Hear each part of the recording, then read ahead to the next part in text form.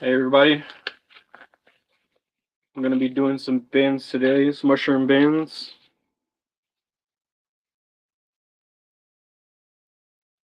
Appreciate everybody tuning in. Make sure you hit the like button on the way in.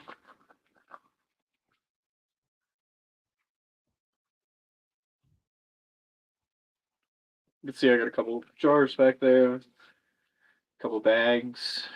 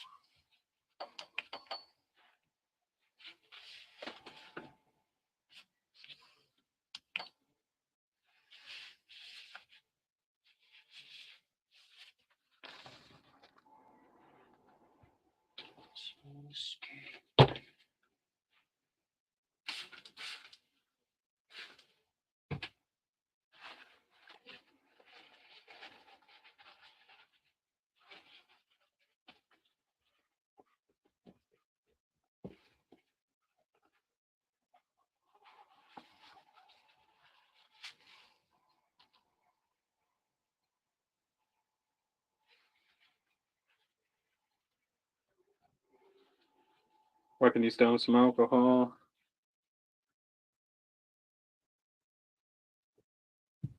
I've been running mostly shoe boxes, but if I pull this down, I do have a mono tub right here that's just about to get into fruiting.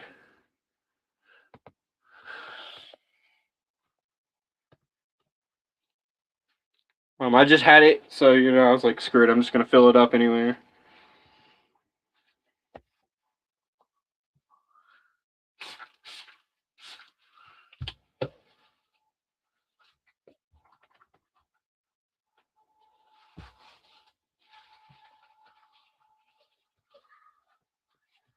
I don't even know how many I'm about to fill up here. I know I have about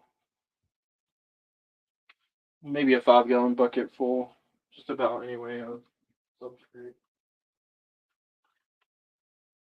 So we'll just try to make it work with this, more or less for each one. It's easier to tell whenever we get about halfway.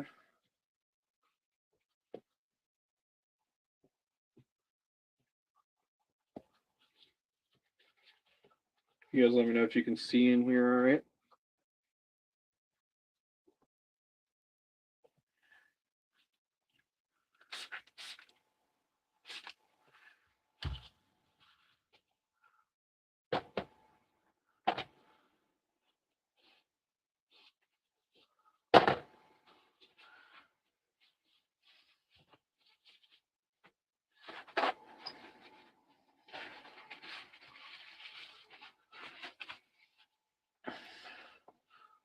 Just spraying these down. Got alcohol in this bottle.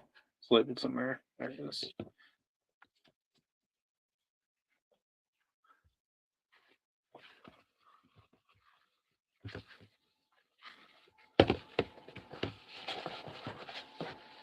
That's what I'm doing here behind the camera.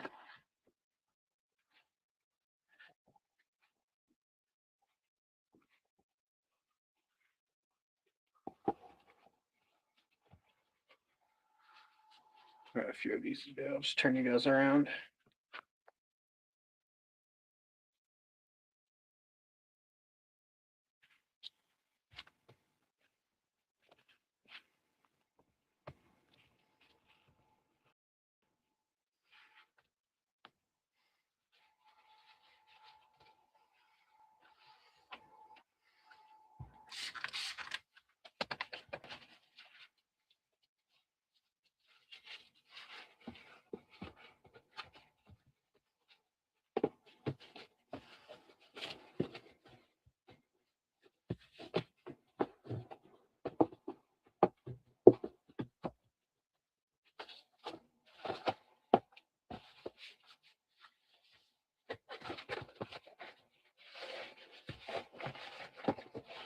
You guys got any questions on the way? Just ask.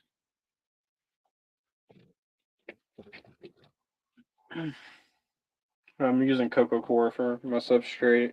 Pasteurized it last night, so it's already cooled down, ready to go. I'm pretty sure the video's up. I believe I posted it anyway. On doing the Coco Core substrate. I'm at least 90% sure. You can go check that out if you guys want to figure out the process on how to do it. Essentially, it's just boiling water and then pouring it over the Coco Core in a 5-gallon bucket, covering it and letting it sit for 12 to 24 hours until it cools, and then it's ready to use.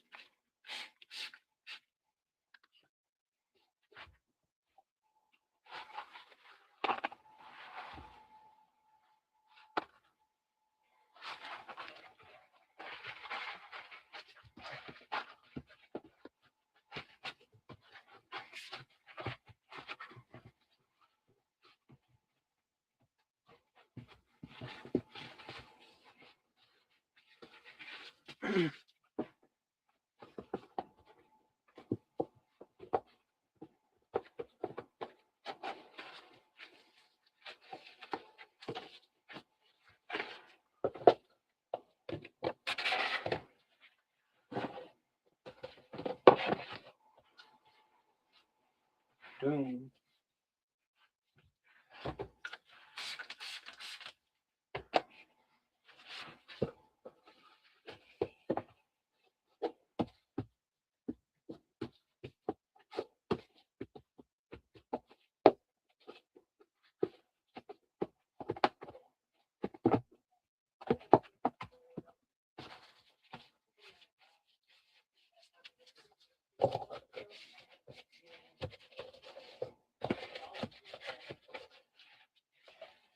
Cheers. I'll make sure I hit the like.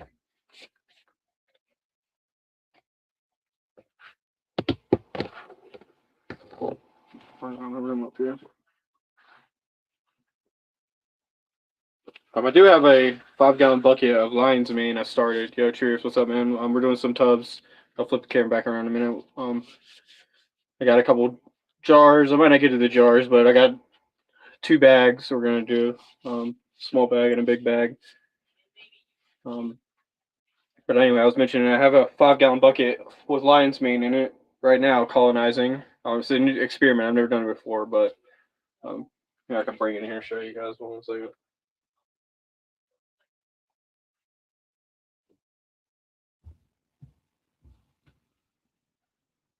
So you can see right now I have a bunch of holes in the bucket, and they're covered up with micropore tape. But it's colonizing, and we'll see if it gets some fruits out of it.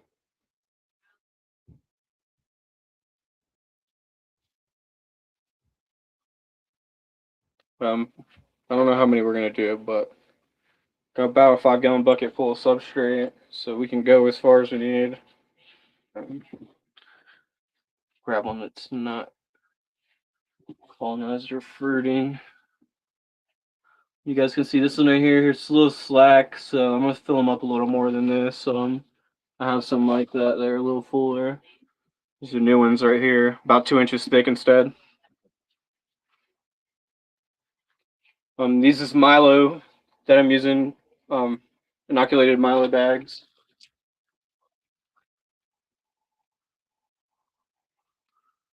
These come from Colonizing Colorado.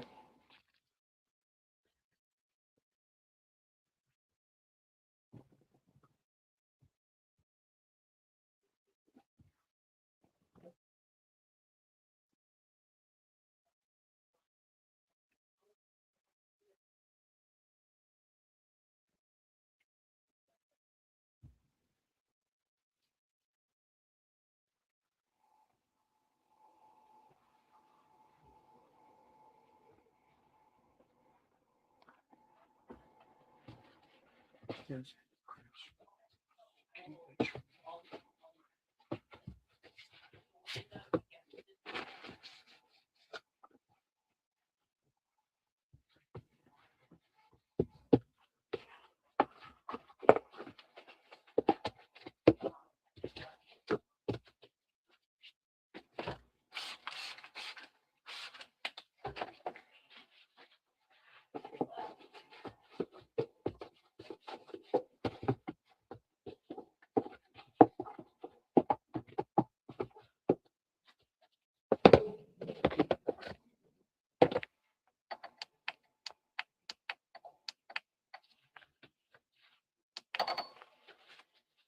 Got one more here and then we'll get started.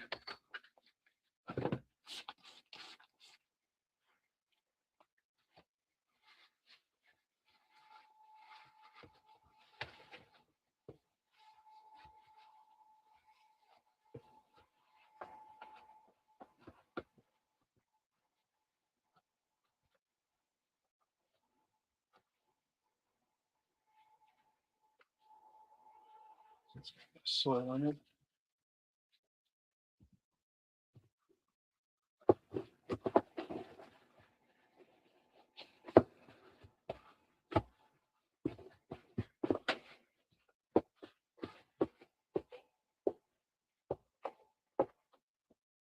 Alright, sweet. We'll turn you guys around and get started here.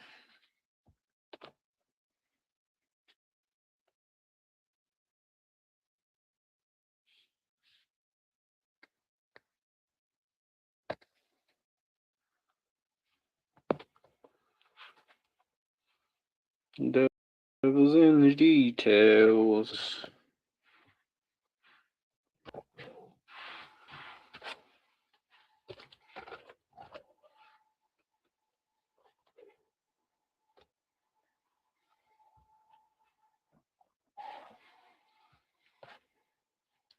Start this guy right here in a minute.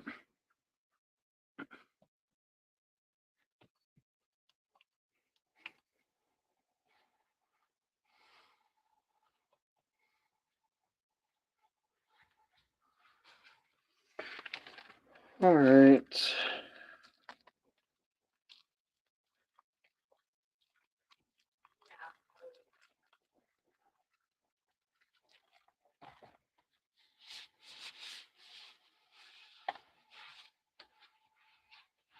Wait just a second.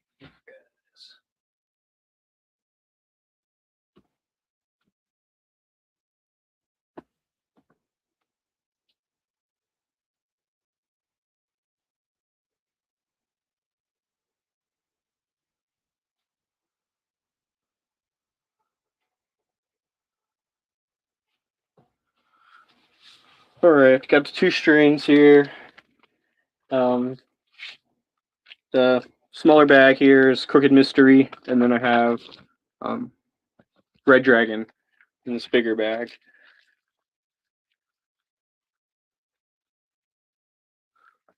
Let's see.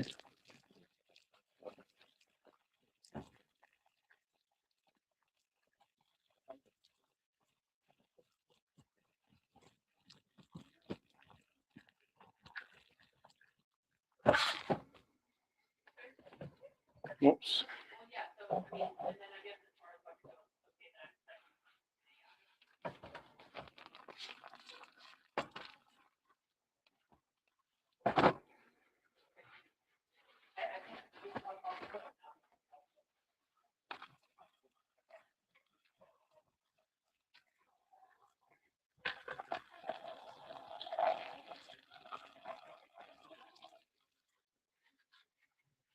Okay.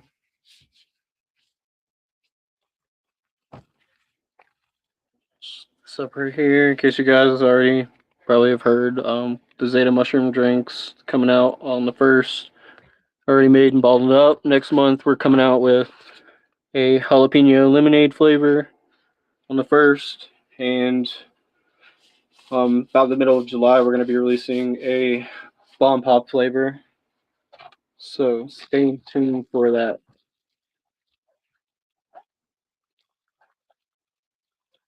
Grab a bag line there.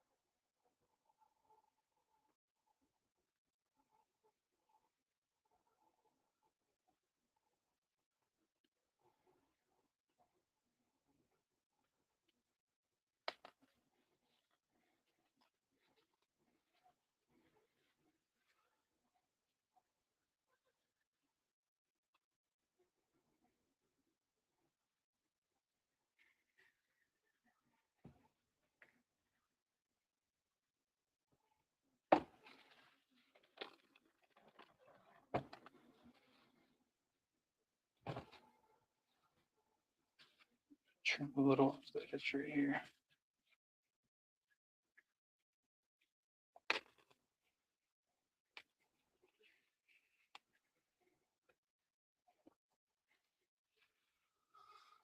Now I'm just going to be kind of doing this. Not really much commentating, but if you guys have questions, just ask along the way.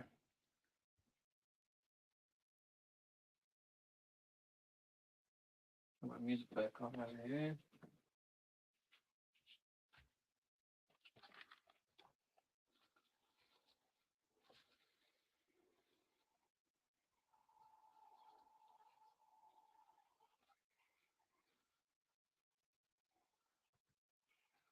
Should do the trick Nerdy taught me here.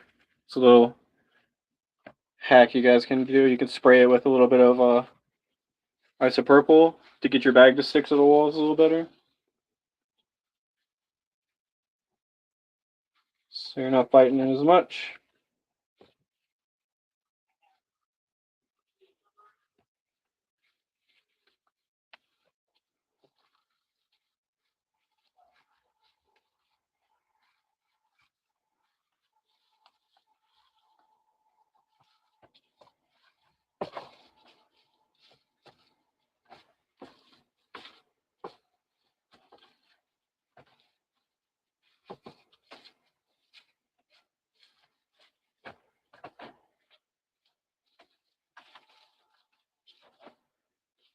All right. Set this to the side while I get a couple more of these done.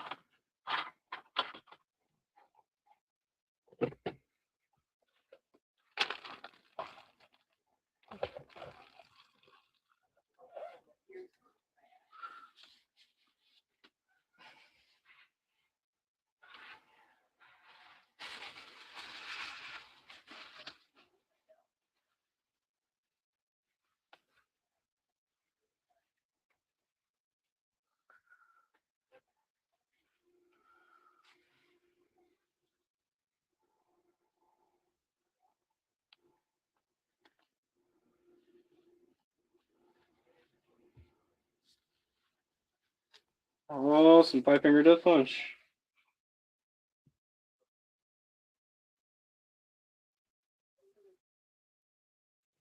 Soon enough, guys, we'll be able to have a copyright license and we can start playing music in the background for everyone. YouTube works that way. The more I know it, the more I realize the world around us. You could do anything you want if you have enough money. But eventually, hopefully sooner than later, honestly.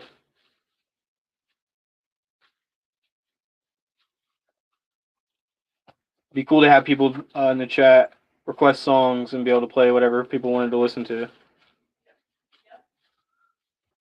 Even just during casual Mystic Journey shows during the week, you could be playing some music in the background.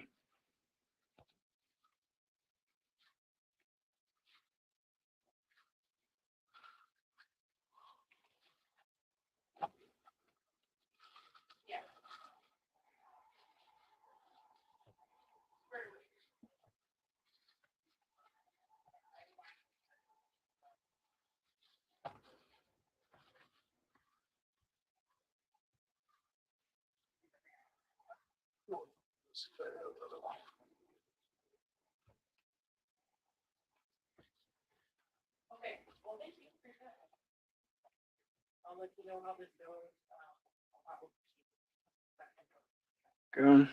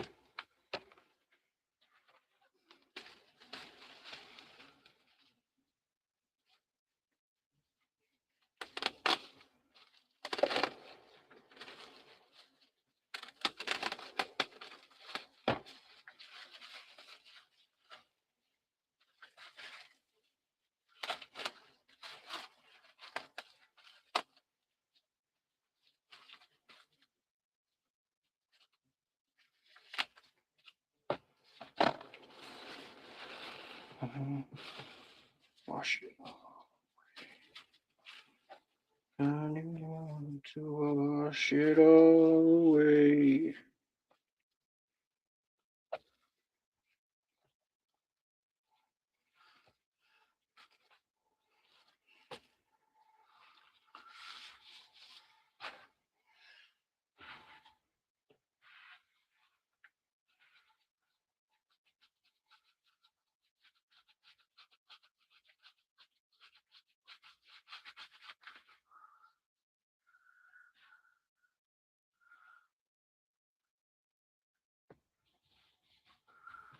Thinking I might do 3 out of this one.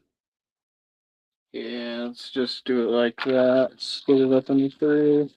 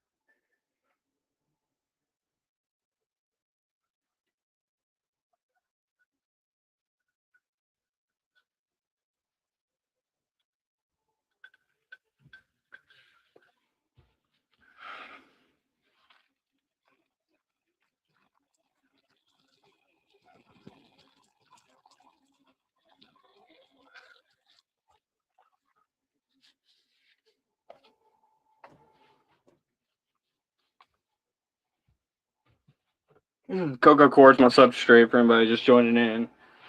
I'm doing with these. I guess for anybody joining, we're doing bins, doing mushroom bins. Got my liners just put in. This is Crooked Mysteries, this bag right here. So we're gonna see if we can get it into about 3 different bins. We will see.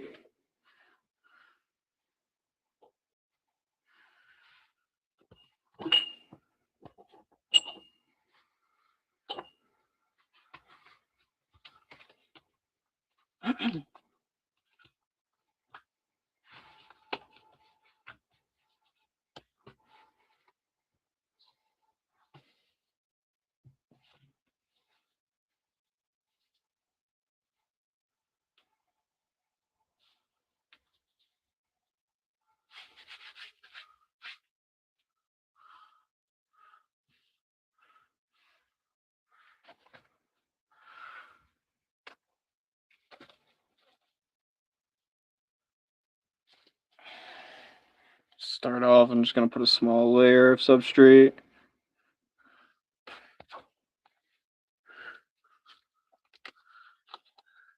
Even this all out.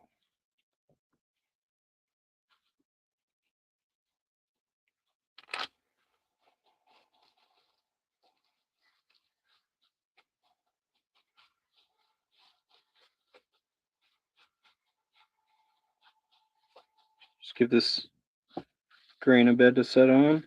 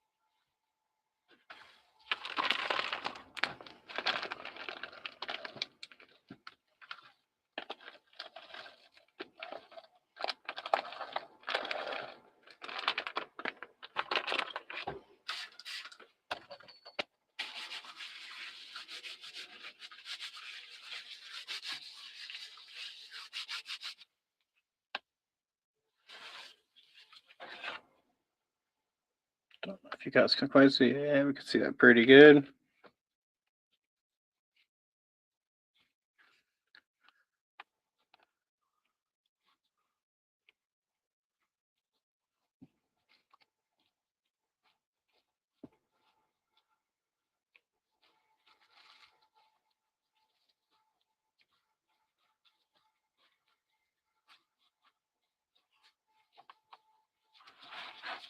All right, top this thing off.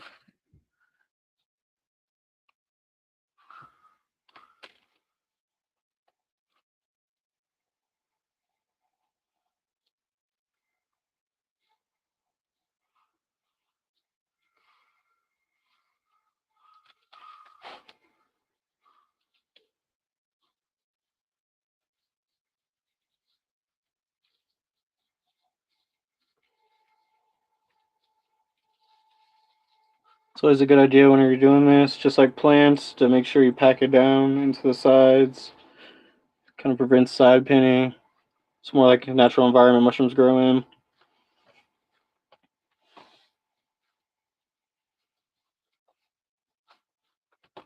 You don't have to force it. Just gently, lightly pack it down.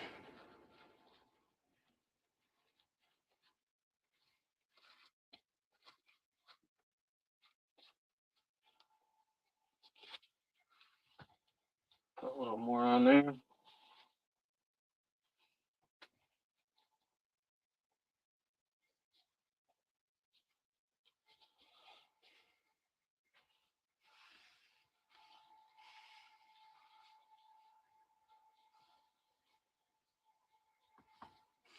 Then in about a week, you should see what will look like this.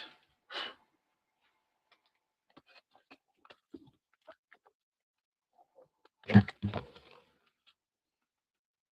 can see there's a little bit of primordia starting to pop up, a little bit of white fuzz. It'll start to grow all across the box, and then as time goes on, it'll eventually fill all the way in.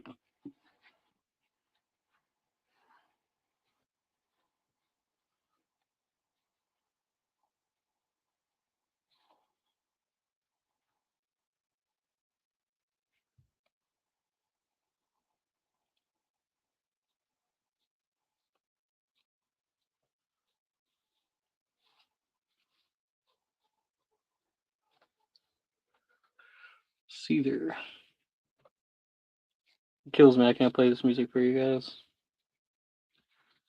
We're already doing risky stuff here, though, so better not push it. YouTube's going to be all over our ass.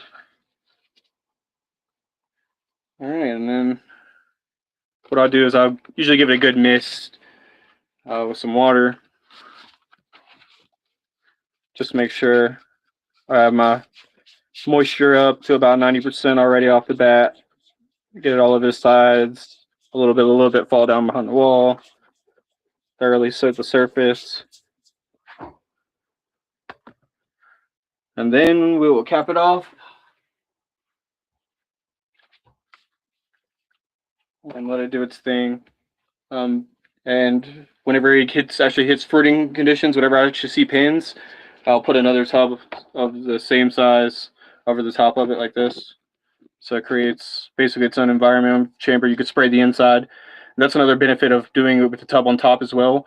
You could spray this top tub and you don't have to worry about spraying your substrate, because once you start to get primordia and pins forming on the surface, it's never a good idea to spray it, because you'll definitely kill all your mushrooms for sure. So when you have this chamber on top, you can spray this top tub and then flip it back on. Just make sure you don't have drops dripping off of it. Sometimes what I'll do is I'll wipe the inside out dry, and then I'll just restart with a light mist. Because if the drops accumulate, it'll get really sort of huge drops that'll drip down out of the ceiling of it. So, but for the beginning stages, I'm just gonna leave it with a regular lid on it. I'm just wiping them down with alcohol now.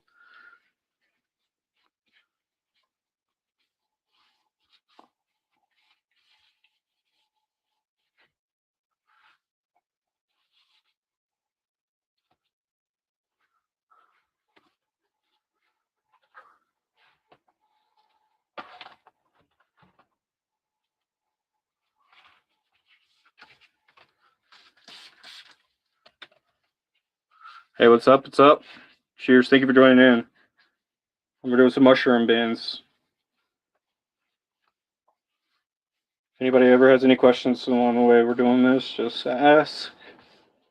I'm not the Myco expert here, and it's nerdy, but I'll do my best to answer what I can.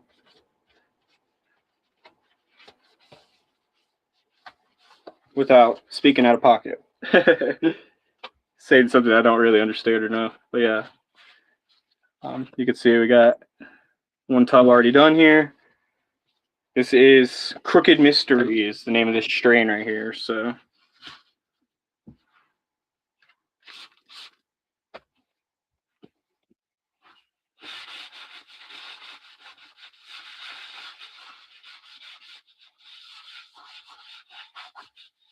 and then another important thing.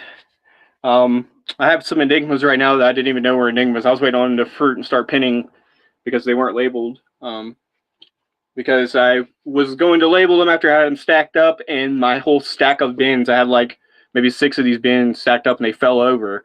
So I had my tags, there were little pieces of paper that I had labeled, I had them all setting on there, and when they fell over, the tags hit the ground, and I had no idea what any of the bins were. So immediately, whenever you get a bin and you put it up, go ahead and mark it with a Sharpie what it is, so you know exactly what you're going to get later on. There's no guessing. Unless you're only doing one strain, then you don't really have much concern. But let me go grab my Sharpie. I'll be right back.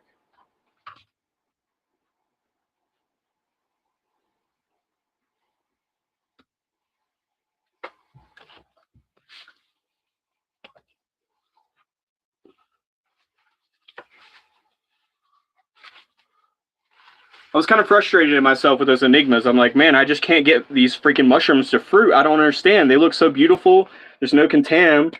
I can't get these things to fruit. It was kind of baffling me. And then I just let them keep running, and then now I'm noticing that, yeah, it's definitely enigma. What I thought was overlay wasn't overlay. It was just the mushrooms trying to build up, because enigma looks totally different. The pins on enigma look way different than a regular mushroom pin. But yeah, I got 3 tubs of enigma running right now. I just put a tub of Louis Vuittons and a couple SYGY, ZYGY sent back into fruiting for a second flush. I have these 2 bins right here of Crooked Mystery R1s from just about a week ago, maybe 2 weeks ago at this point. I did those, and this is the same strain right here that we're doing now. I have this bag of grain. I'm going to split it 3 ways. And then I have a 3-pound bag of grain right here. This is of a strain called Red Dragon. So it's a 3-pound bag from Colonizing Colorado. You guys can check them out if you're in the Colorado area.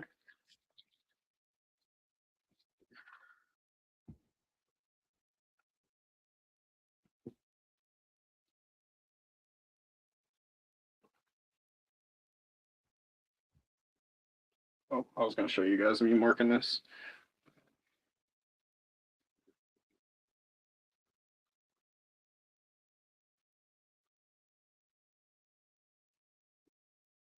Crooked Mystery.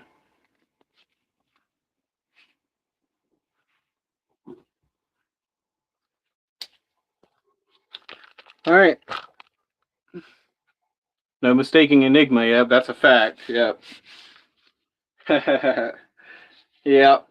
Well, the confusion was for me was mostly that I had 2 boxes of enigma, and they were outside contaminated. So I figured that I didn't have any more enigma bags, but I couldn't remember how many I did of each one or what even the strains were. Well, I knew the strains that I had, but I didn't know which of them were what strain or anything. It was really super confusing. So yeah, you're exactly right though. Whenever you see enigma and you know it, you know it.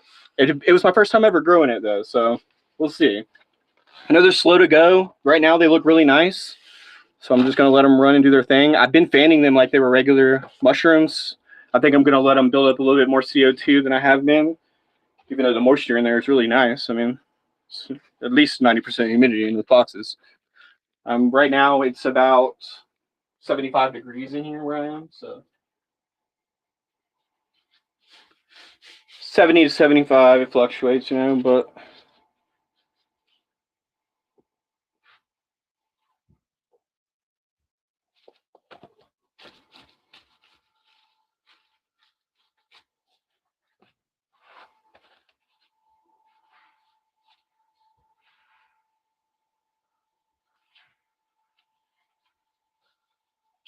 Cocoa Core is my substrate that I'm using here.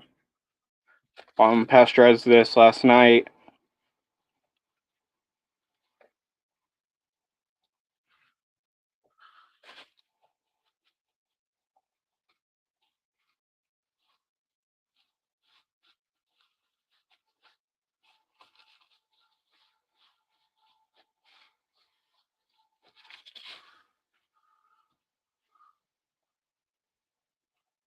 Yep, I'm excited to see. I only got a gram harvested off my last box I contamed, which, you know, gram's a gram, but we'll see. These look really nice. Got a really good pin set on them. Happy. I've been getting a lot better pin set as I've been practicing getting better at this. I got a mono tub running down here. I'll drop it and show you guys. So this is a mono tub I've got. It's not B+. It's just old markings from a different strain that I was growing. Can't really see it inside, but you can see it through the wall right there. Starting to get to where it's about into the fruiting conditions. It's the only mono tub I'm running right now currently. Maybe I'll add another one. We'll see what happens. It's usually the way I do grow mushrooms, but I've had really good success doing it in the shoe boxes, the way Nerdy recommends to do it. So I'm just kind of sticking with what works. You have way more control of your climate, over the temperature, over the humidity, and the amount of oxygen that you're getting inside of there. I personally think it makes it a lot better. And Nerdy would agree, I'm sure.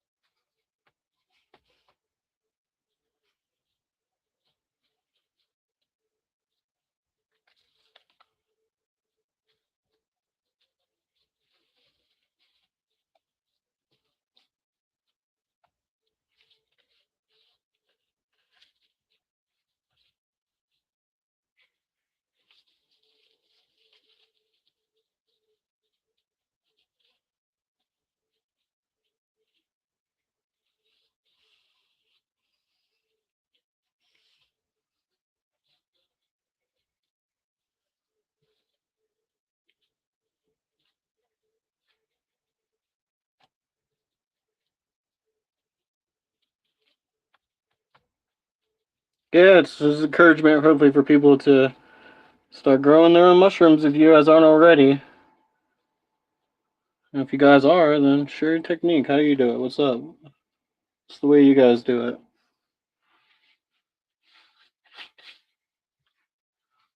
Got another box ready right here. Spray it with some more water. Oh.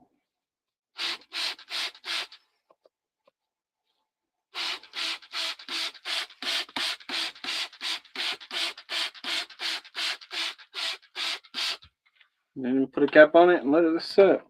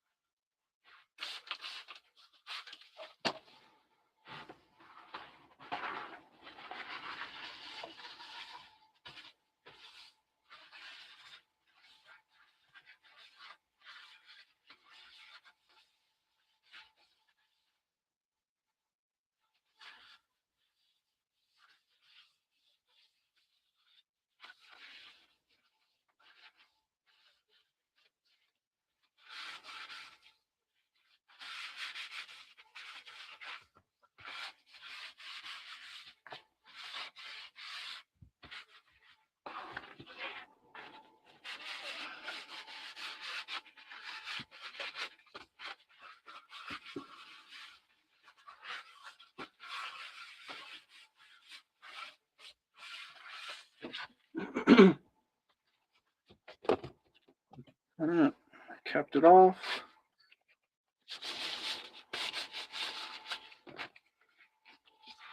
I'm gonna shuffle, actually. Before we go too far.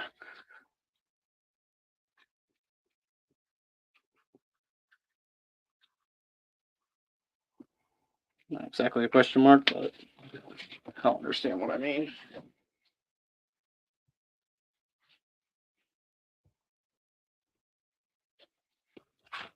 Theory of a dead man. I heard that in a minute.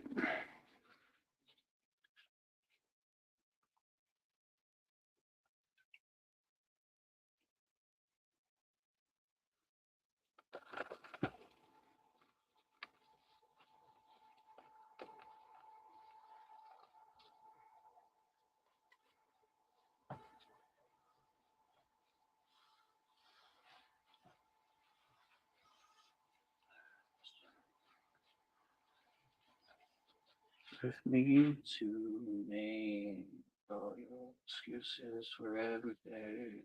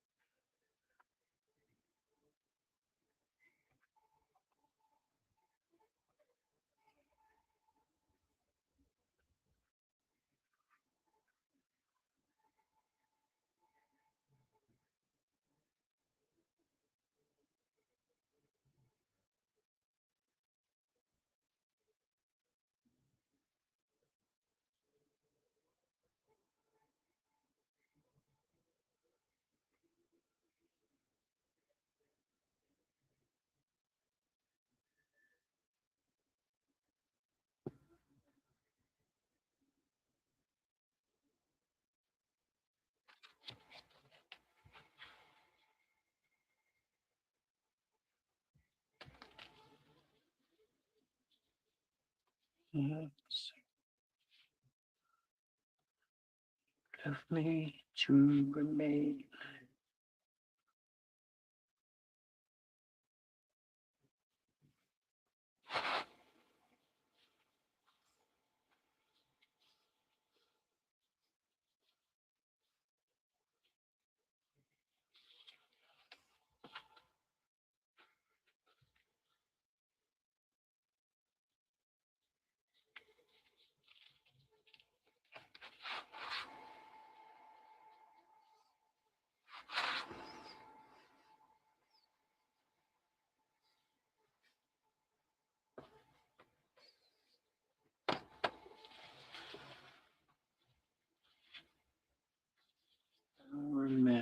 the day it told me it's over.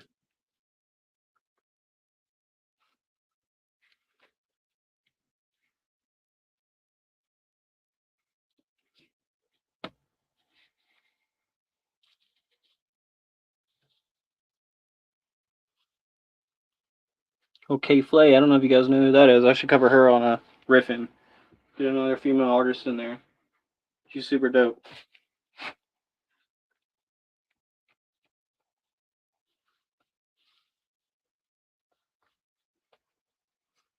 Surely you guys know her songs.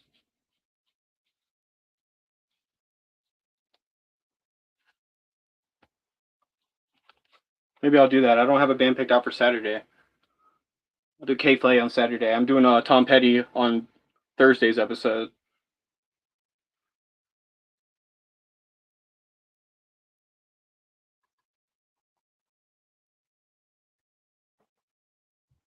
Yeah, we'll do K Flay on Saturday. That'll be cool. Be a little different. Be a underrated band for sure. Because I'm literally just thinking to myself now, I'm like, man, you don't hear much about K Flay. That's why we do this show, though. Well, little voice that we have, we use it to scream as loud as we can.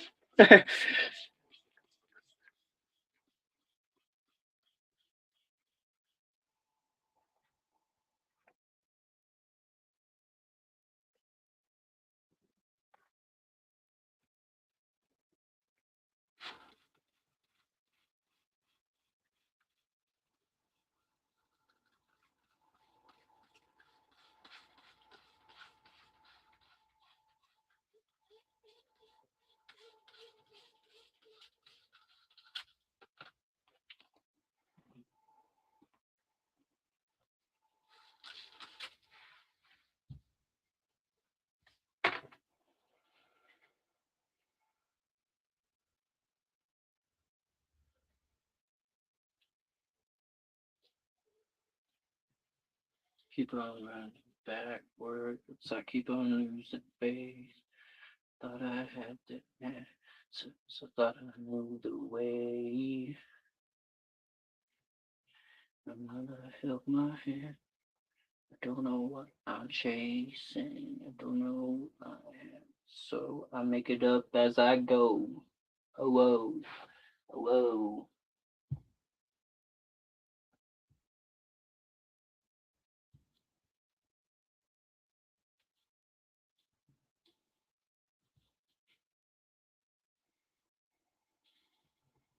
A little bit more to this one than I just did before.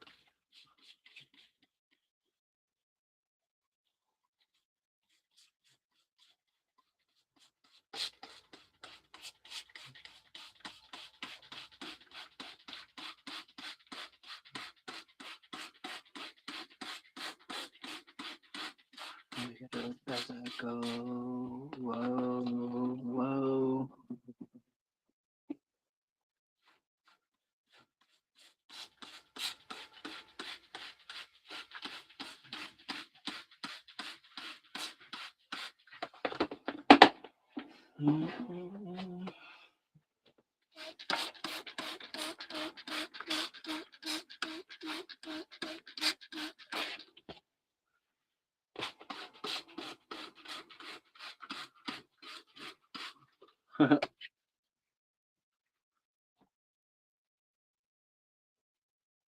Black Eyed Peas. I haven't thought about covering them on the show.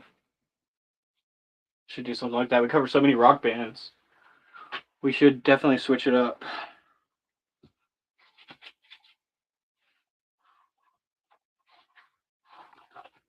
Maybe next week. We'll see. This is the horrible thing about me listening to music nowadays. I'm like, oh, I'll cover this band. I'll cover this.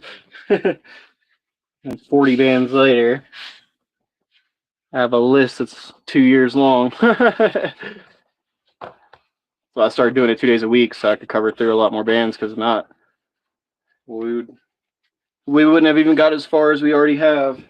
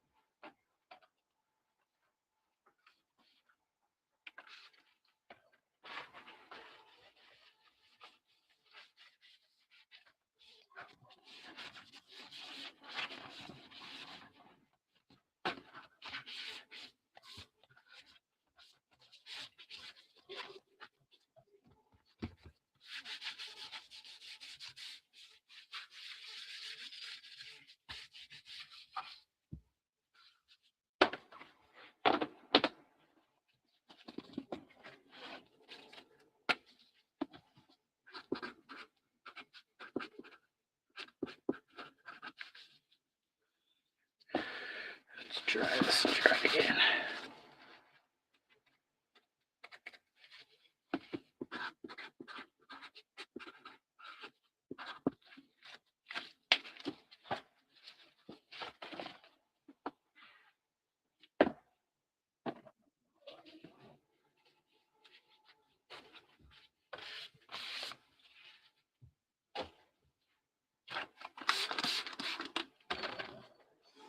Killed my business card over here. It does not like alcohol.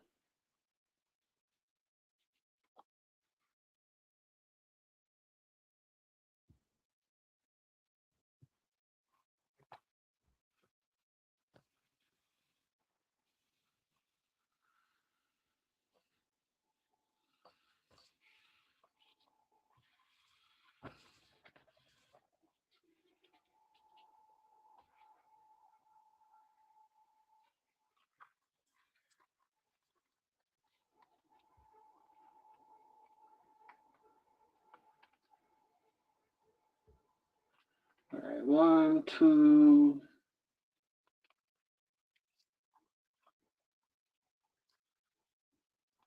Let's see.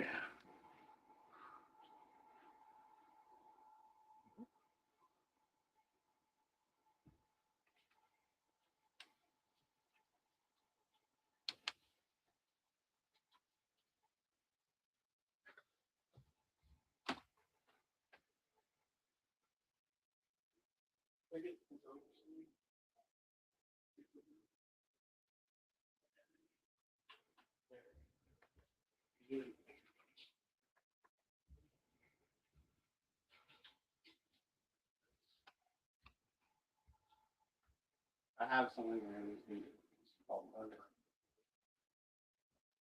so I put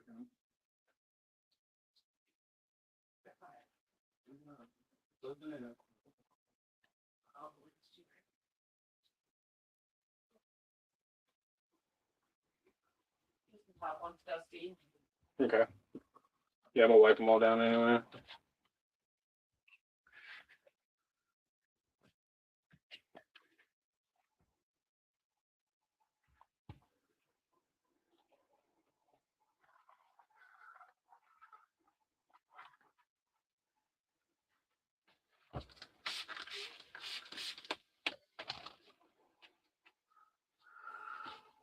Red Dragon. This is a strain right here. It's a 3-pound bag. The bag's from Colonizing Colorado. If you guys are in Colorado, check them out. The genetics came from Nerdy.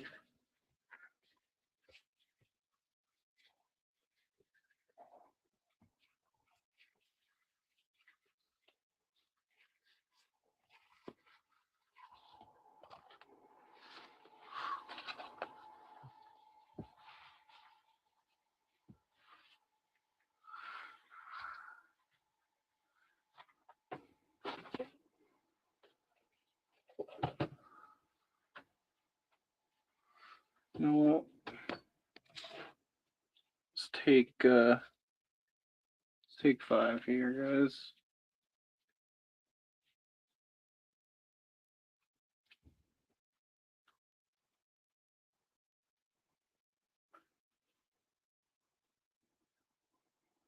When's Ben?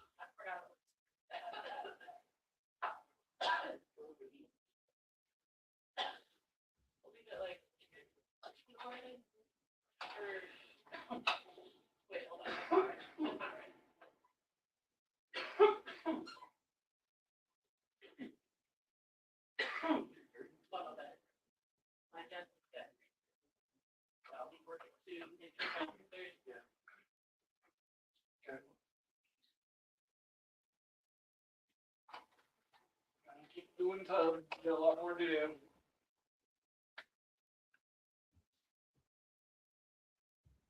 I'm not on Instagram. Is there another way to contact you about the mushroom drinks? Yes, ma'am. Reach out to me on my email. Hold on 1 second. I'll get in. Can I type it on here? I don't think I can. Give me a second, and I'll hop over on my other phone here. Appreciate you asking. Appreciate everyone's support. Everyone being interested. It's fucking really super encouraging, inspiring to keep going. So far, I've had really great responses on the flavor of the tea. Will be coming out. I should have put the picture in here for us. Maybe I still can. Hold on. Next month, we'll be coming out with the jalapeno lemonade flavor. See if I added it in here for you.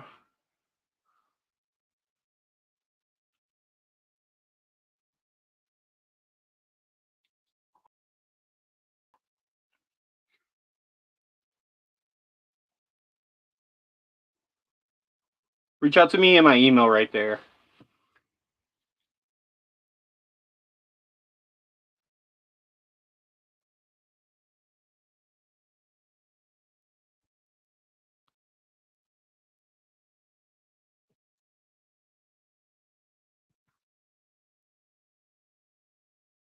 I appreciate you. Thank you. Thanks for being interested and thanks for asking about it. I appreciate it. We're doing them right now with Mystics memberships. Right now they're with the $50 memberships. We're going to try to make them available for $5 memberships. We still just need to work out the shipping thing with these. More than likely, we'll have to ship them to people out of state without labels. They won't. It will basically just come in a blank bottle instead of like this. It'll come with a QR code, much like what's on this right here, but the QR code will take you to the flavor and the dosage of what's in the bottle. If anybody has any flavors that they want to see, let me know. I'm constantly coming up with new flavors and new ideas. For July, we're going to release a Bomb Pop flavor. We're going to call it Peace Pop. It's going to be flavored after Bomb Pop. Same kind of flavors, cherry, lime, and blue raspberry, but we're going to use natural flavors, natural ingredients, and try to make it taste like a blended up Bomb Pop. We're also going to work on a Halloween flavor themed after a candy or something like that. Thinking about, somebody suggested the other day to do a chocolate ginger drink. I'm thinking about doing that for Christmas time. Seems like a perfect drink to do. Maybe we can do like a Yoo-hoo flavor, but instead of Yoo-hoo, it'd be like chocolate ginger flavor. So we'll see. We'll experiment with it. It's still a lot of experimenting that needs to get done. Right now, we're still putting the final touches on the jalapeno lemonade to make sure that the ratios and the flavors and everything are exactly right for the most people. Essentially, that one will be like lemon tech and mushrooms right there.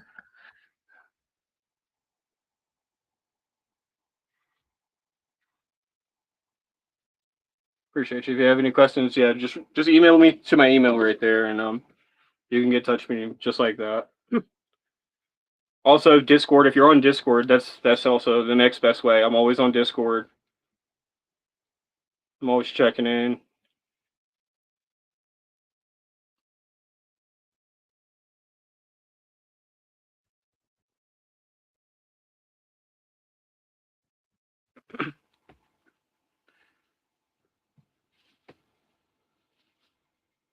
Yeah, I pride myself on this. Like I say, there's so many people who make mushroom edibles and different mushroom things where they just really throw stuff in a bottle and throw it out on the shelves. And this is all curated to make sure it's pasteurized and everything has the right amount of vitamin C in it, citric acid and stuff like that, sugar content, so it stays shelf stable for months at a time. I'm really happy about this. And the Pharaoh's tea, the Blue Pharaoh's, this is actually a great flavor because we did a show last night. You're probably there, saw where we talked about the Egyptian use of Blue Lotus and mushrooms together. And the synergy of this drink is really nice because it has the active ingredients of chocolate with the bliss chemicals. Um, Blue Lotus itself is a mild psychedelic, so there's that, and then combining with the mushrooms, it creates a great synergistic effect. The best way I could describe it, really honestly, to people when I was trying to describe it, because I laid there just trying to really feel what I was feeling and try to put it into words, but the best analogy I could come up with was like, it's like drinking a cup of hot cocoa. You could drink a cup of hot cocoa, it's fine, it's good. But when you add marshmallows to it, it makes it that much better. So I feel like with this right here, when you add the Blue Lotus and you add the chocolate chemicals to it, it really makes it just a well-rounded, nice trip. Yeah, I'm excited to experiment with it a little bit more and see where this thing goes, man. Thanks everybody for the support. Thank you. It's really about quality. Not everybody's going to like this flavor. This is really flavored to be effective, but that's the whole point of this. But yeah, we're gonna come out with the jalapeno lemonade because I figured it would be a little bit more like it's just a regular drink for people to drink. Once you add mushrooms to a thing like lemonade, it covers it up pretty well. We already talked about this when making mushroom edibles and stuff like that. That citrus is one of the best flavors to cover up the taste of mushrooms.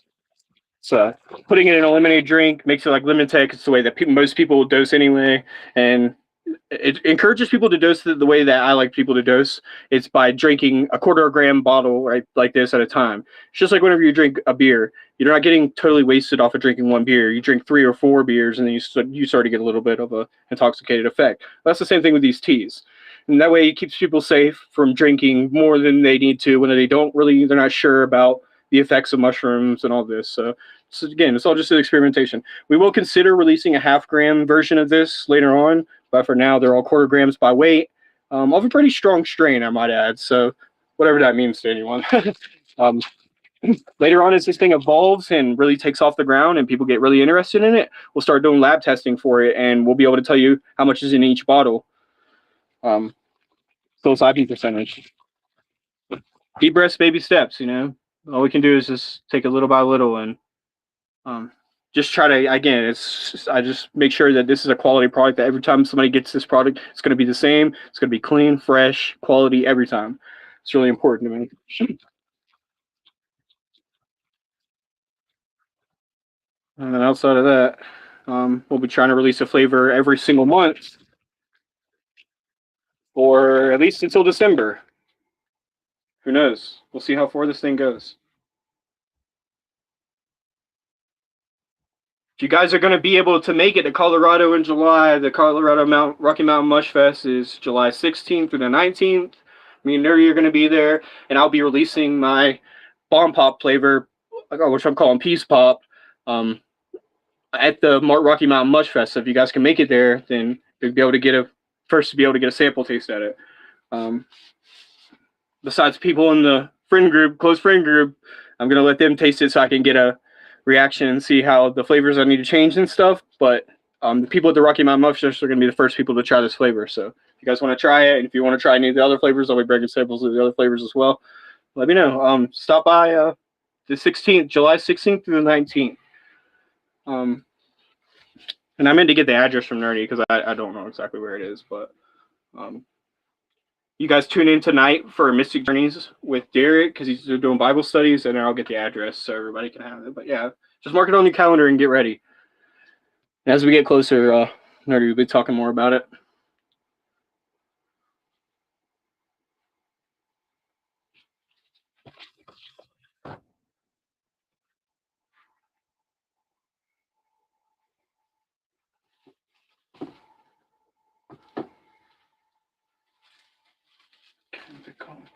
Game to go.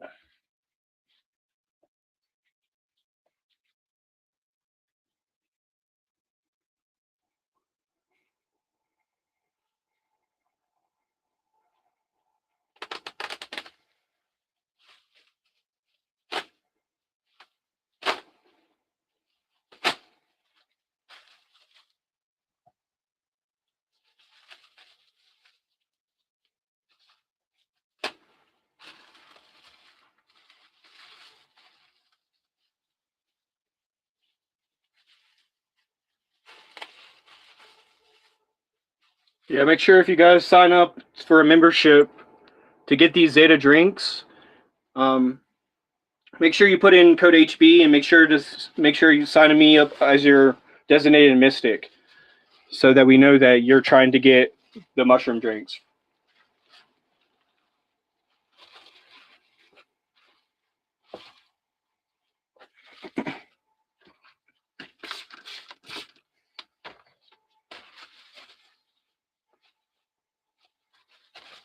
Use code HB at checkout, by the way, for a discount. Make sure you do that.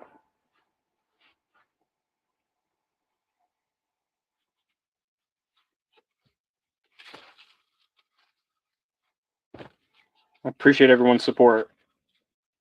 Super grateful for everybody's support and everybody's interest. Thank you guys so much. Um, I'll pull this up in a second so you guys can read it. Of course, this is AI imagery, no doubt, but I wrote all the words that are on this paper right here. So let me just let you guys read it from my mouth. Not from my mouth directly, but from my words. What this is about, what my inspiration is, and what Zeta actually is.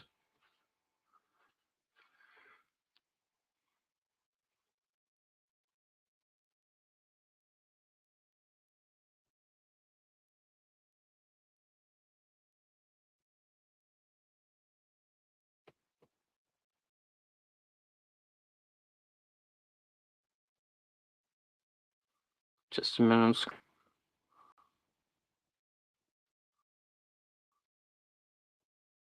We are.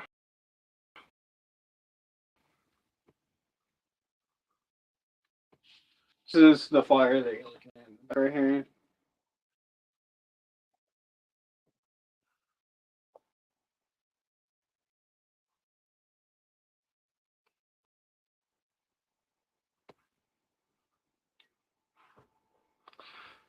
Oh, maybe not.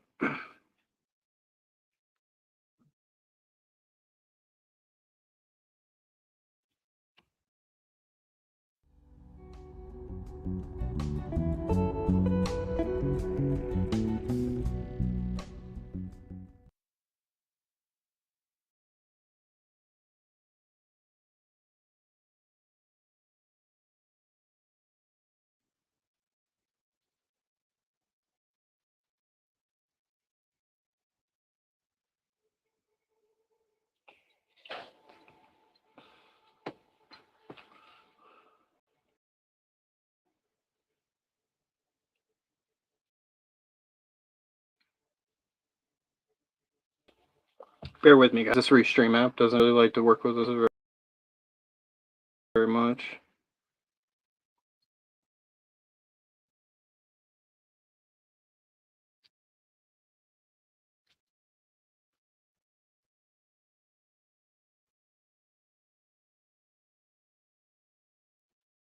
There we go. So you guys can take a look at that real fast while we're starting a couple more boxes here. We're going to be doing about 6 more, I think. We'll see.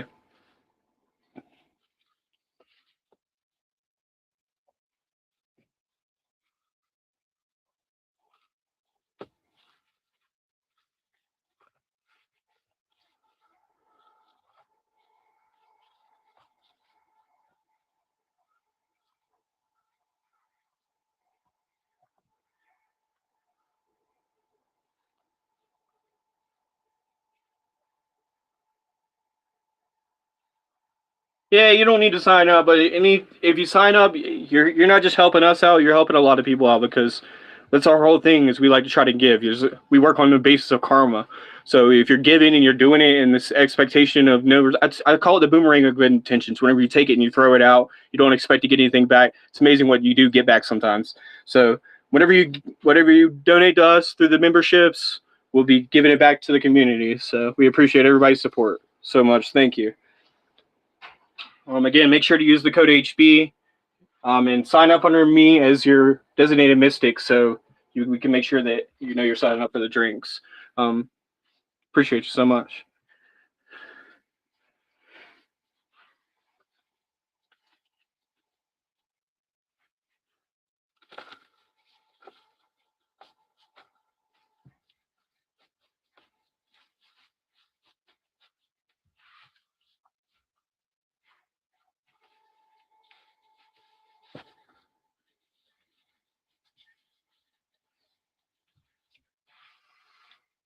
Appreciate you, D. Thank you so much for your help too, man. You and Nerdy have been such a big help.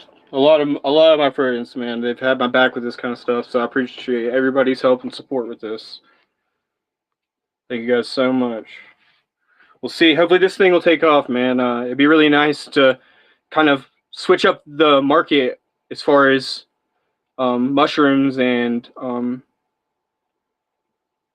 alcohol is concerned, I guess, because really the idea is to try to, nothing wrong with alcohol if people want to drink, even I drink, but I think the issue here is we don't have any options like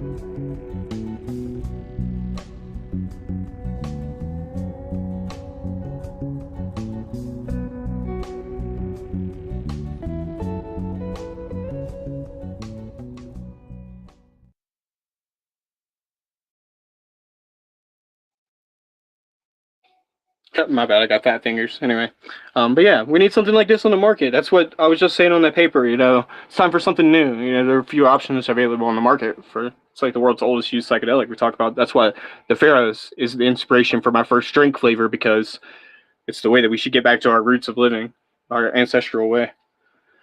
So I'm excited to bring that to people, man. I'm very excited.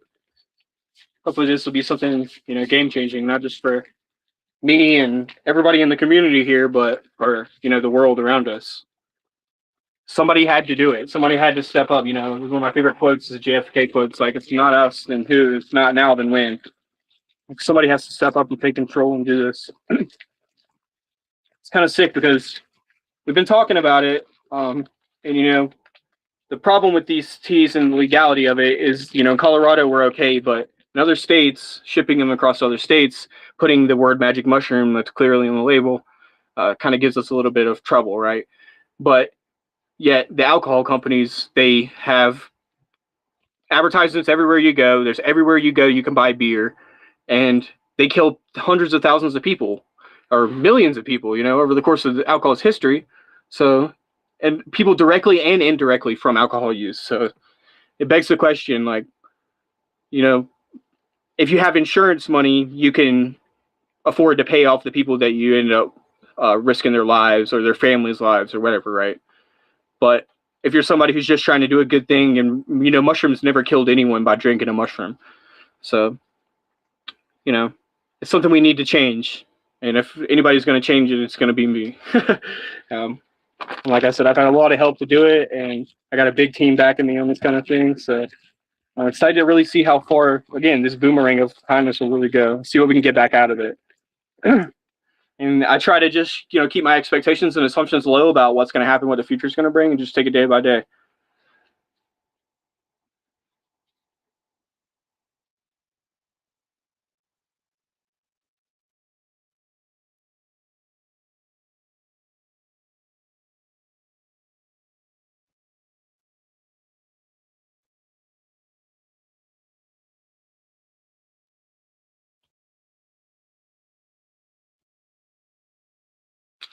Yeah, 100%. For sure. This is all stuff that I'm thinking about getting done, for sure.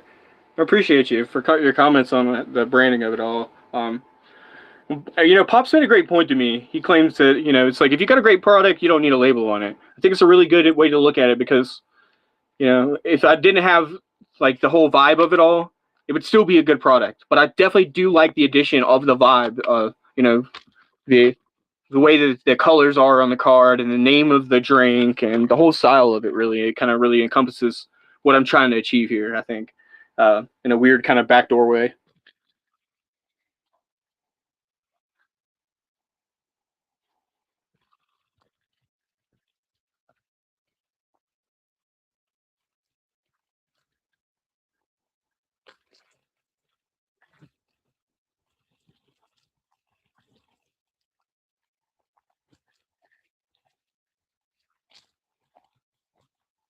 I encourage everybody else to be part of this as well too. Um, there's enough room in the community for everyone. It's not an ego trip because there's room for us all. So if you guys feel inspired by me doing this as well, um, I would encourage people to, do their own thing, whatever it is. We're gonna actually start introducing cannabis edibles, which is what I have the most experience in. I've been making cannabis edibles since I was a teenager. So we're going to start offering that to everyone, cannabis gummies and stuff like that. So if you guys are interested in this stuff, that's what you should be doing for your local community, offering what you have to where you go. Be the change that you want to see.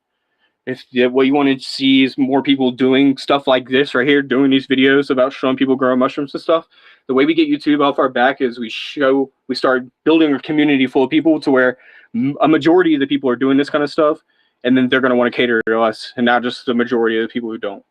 So it's important to keep in mind. If you guys want to make a change, you got to start doing this kind of stuff for sure. Be involved in your community. There's tons of places like here in Colorado, especially, where Nerdy does meetups where he talks about foraging and he talks about how to do these boxes right here and everything about mushrooms, really. Everything. Every time I go there, I'm always like, yeah, I know what I know, and I know everything. It's like Dunning-Kruger effect. But then I go there and I learned so much I'd never even thought I would know. So it's important to keep that in mind. There's local communities and local groups you could probably find near you that do this kind of stuff, that show you, at least talk about it, right? In communities, even in the Americas where there are legal states, there are still probably groups where people are meeting up and talking about mycology and things like that. So you just gotta get involved in your community.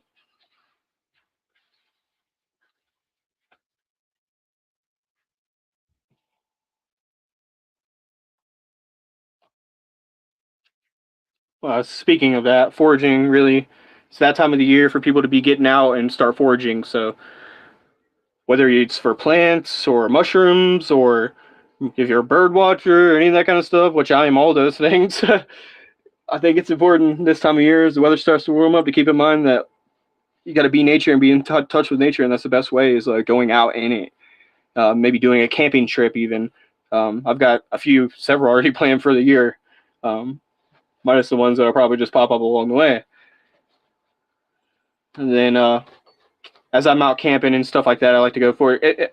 I'm even out riding my bike or whatever, I like to stop and see whatever's around me that I can forage, especially in the mountains, taking advantage of the alpine herbs that are up here.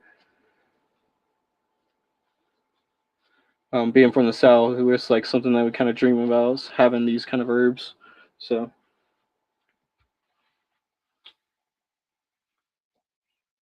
down with the herb, yeah, that's what I'm talking about. Yeah, we're gonna look into getting copyright and all that kind of stuff. For now, the way I see it is if somebody puts out the same product with the same marketing, for one, they don't have my recipes because there's a lot of science that goes into this kind of stuff. But yeah, if they did end up copying my stuff and they could actually do better than me, then I would give it to them, honestly. I'm that kind of person. It's like, well, they did a better job. But more than likely they won't be able to, because there's a lot of, again, it's my whole thing that I was showing in that picture right there. It's like I like to try to bring the old school with the new school.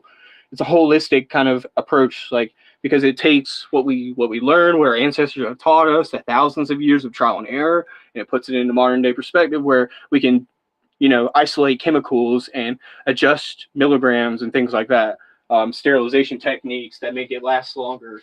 Yeah, it's all sorts of things that make a better quality, more potent product.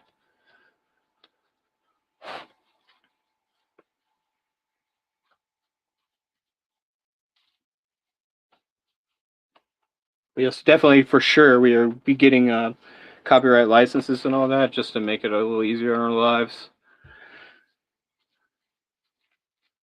We're just trying to see how interested people actually are with this stuff.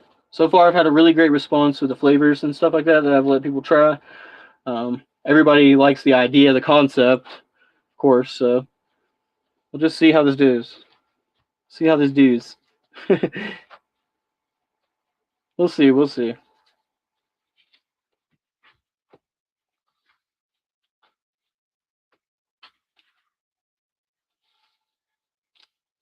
Soon, I'll be planning a trip to Mountain Taro here in Colorado. And they have tons of aquamarine stones. It's my birthstone. It's one of my favorite stones. So, be interesting to go and see if we can find some up there. And it's kind of something we want to start introducing slowly into the Mystic crew here is pendants and you know, necklaces like Nuri showed off on the show before with his stone necklaces he cut himself and things like that. So with this, we can kind of do earrings and rings and things like that for people. So it'd be like a little mystic perk for people who have $50 memberships. I mean, it'd also be like kind of like, you know, we harvested the gems ourselves, so it'd be even cooler, really.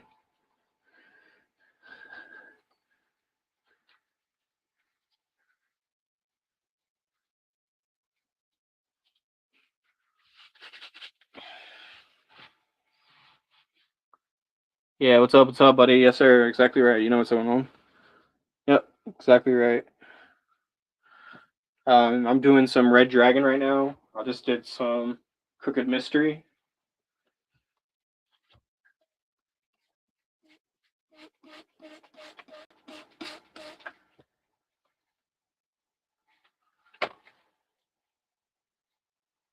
If you guys didn't notice, by the way, I have my bottles. One of them has green tape on it, and obviously they have what they are on it labeled with a marker. But this is my alcohol because I sprayed my substrate on my grow a couple weeks ago, a couple months ago, I guess at this point. Um, yeah, totally biffed it up. It didn't ruin it, but it slowed it down a little bit. Kind of put a little bit of a slow. They don't like to be sprayed with alcohol. Cheers, buddy.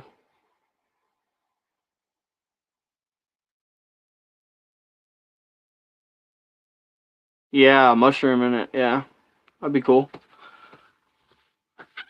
Yep, it's a good idea.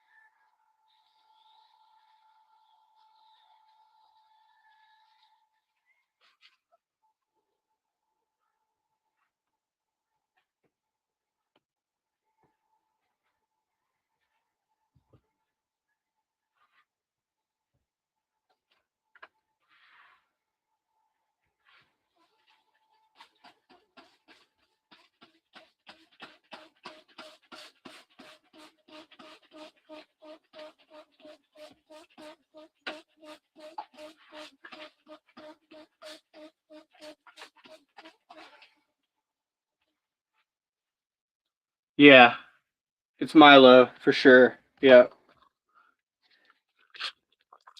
Yes, sir. I'm using Milo, and I'm also using Cocoa Core for my substrate.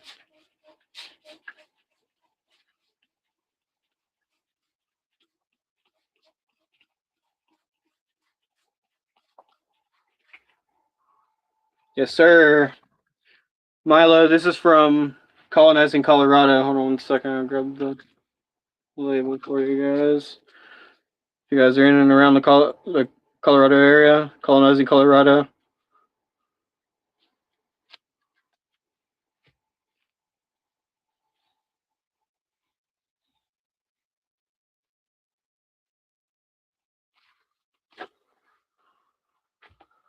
I'm not sponsored by them, but they're just friends and good people. So go support them if you can.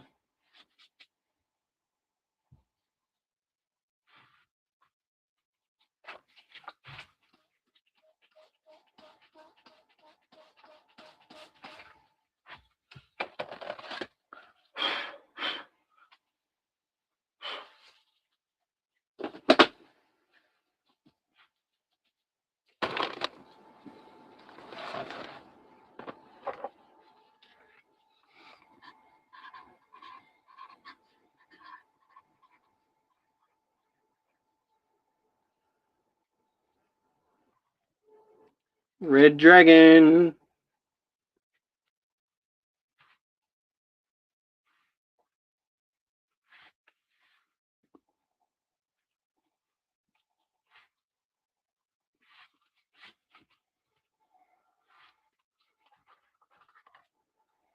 Yeah, it's really great. Nerdy prefers it over brown rice, but you can see I do have some brown rice in jars back here.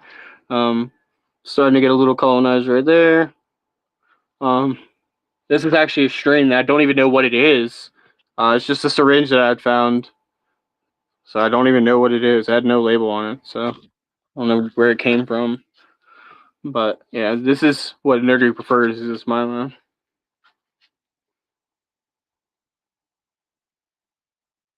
Yeah, they do look like BBs.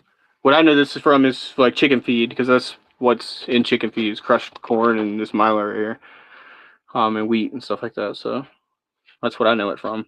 You actually can buy Milo from a feed store like that and use it to make your own grain. That's what Nerdy suggests that you do, is to go find a feed store and just buy it in a huge bag and pasteurize it yourself, sterilize it yourself rather, I guess, in bags.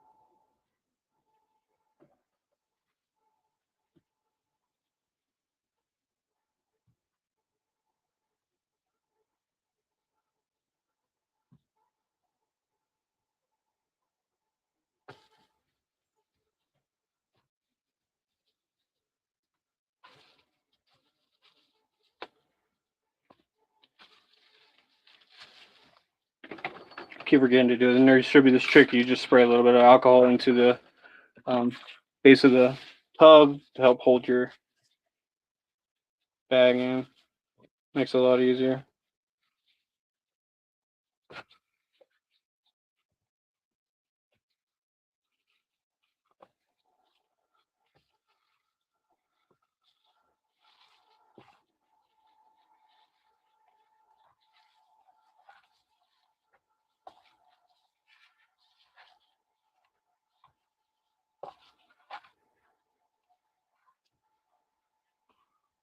Crazy hot in Jamaica. We got snow on the ground here in Colorado last night. You got like an inch or so.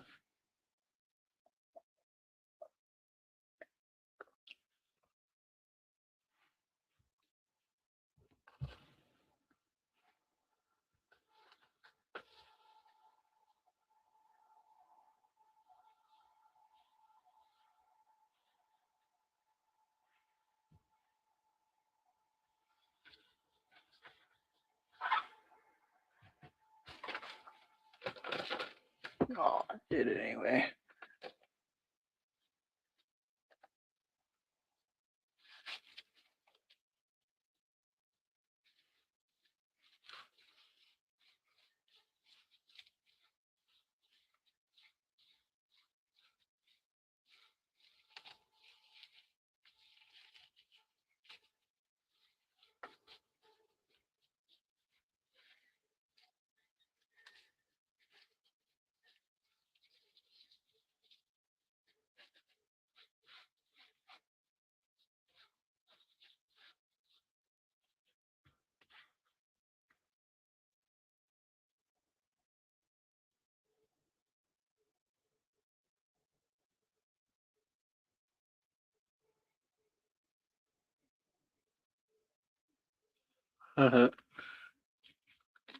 Yeah, mountains will do it. Being up in elevation, no doubt.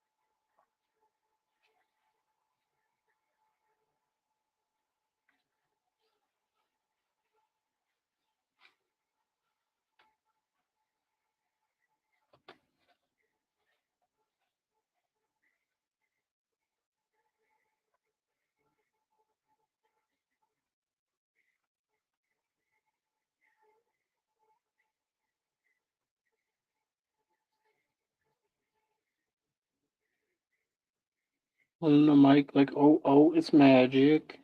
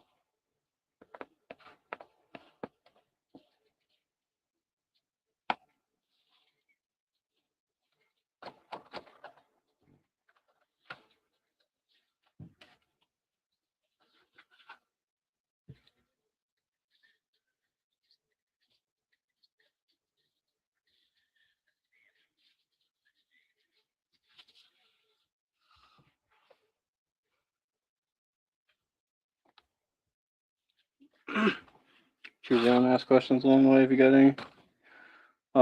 Also, somebody asked about how to get in touch with me beside Instagram for the Zeta drinks. Message me on my email address. Um, it's up there. I posted it up higher in the chat. Sean SHAWN _44 at rocketmail.com. You can message me there, and I'll get your message. Also, if you're on Discord, it's the same thing for my Discord as it is for Instagram. Hashtag 8595 at the end. Hashtag 8595.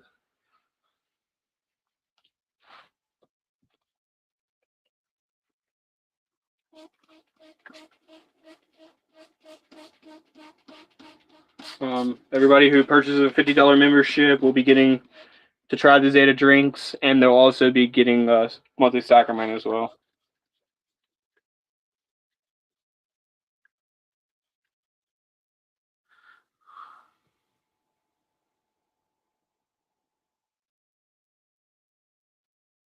So I'll probably have fruit, and I can show you an example here real fast, Mello. So this is a tub right here that I just did maybe a little over a week ago at this point. Second. And you can see this is after about a week. We're getting pretty close to fully colonized, not quite there. But when it's fully colonized, we'll start to get pins after about a week of it being fully colonized. And then after about, I would say, another week or two, you'll have fully grown fruits. I would show you some fruits that I have grown right now, but because of restrictions on YouTube, and we're already in trouble with YouTube, so we can't get another strike. So I can't actually show growing fruits, but I can show boxes with Primordia or whatever on it. It's no big deal.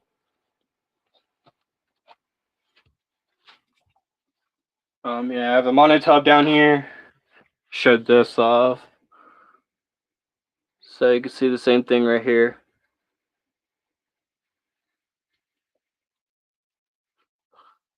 Monotub's a little bit different than these shoe boxes that we're doing. A little bit of a different process, but give or take a month or so. Yeah, from start to finish, you're looking at about 2 months, maybe a little more, maybe 3 months, because you have to wait for these bags to get fully colonized, or not, yeah, colonized, I guess. And then whenever you have it fully ready, then you put it in there for about another week, maybe 2, and then another week or 2 for fruits. So yeah, from start to finish, I would say about 2 months, give or take. It's a little quicker than cannabis is. Especially with the autoflowers. Some autoflowers, you can get them in about 2 months, 2 or 3 months.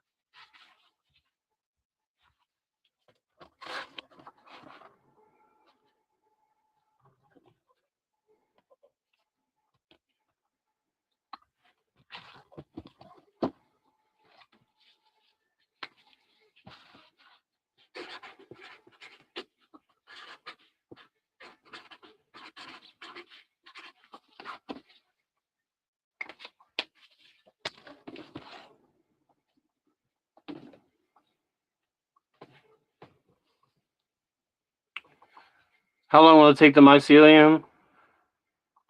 Yeah, about a month. It depends, because it really depends. Whenever you grow mushrooms, you're growing them at a little bit of a lower temperature than you're colonizing the mycelium usually at. And if you're not, then it's going to be really super slow. And that's what's going on with me right now. I'm just having them at a comfortable growing temperature. If I raise the temperature up about 10 degrees, I could make it happen in about a month from start to finish. But these took a little longer. I did have one bag. That's what these bins are right here, is one bag. It went pretty quick. So I was able to do these first. Like I said, a little over a week ago, about 2 weeks. So depends on the size of your bag too. I have this 3-pound bag right here. It's going to take a little longer to colonize usually than the smaller bags, but that's not always the case, because I did have a small bag that colonized at the same time as that big one. So yeah.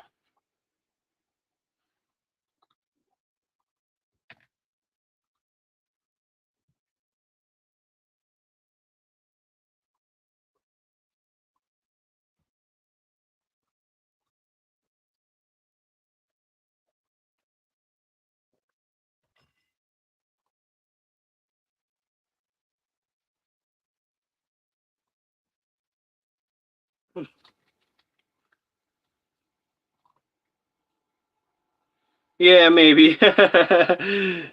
Yeah, that'd be cool though. It'd be cool to take a mystic journey to Jamaica one day, honestly. But yeah, I'm not the expert, honestly. Nerdy's probably way more knowledgeable at this stuff than I ever could be. But I'm an herb guy. But I'm learning. I'm trying to figure out as much as I can. Um, but he's definitely way ahead of the game. He has way more experience foraging and growing mushrooms than I do. He teaches the class here in Colorado. Does a really great job at it. You guys got to stop by if you're ever in the area. Come stop by and see. He does meetups in Denver and in Fort Collins. So yeah, you guys gotta come check him out. Do a show. Do a presentation. He's really telling you to learn something.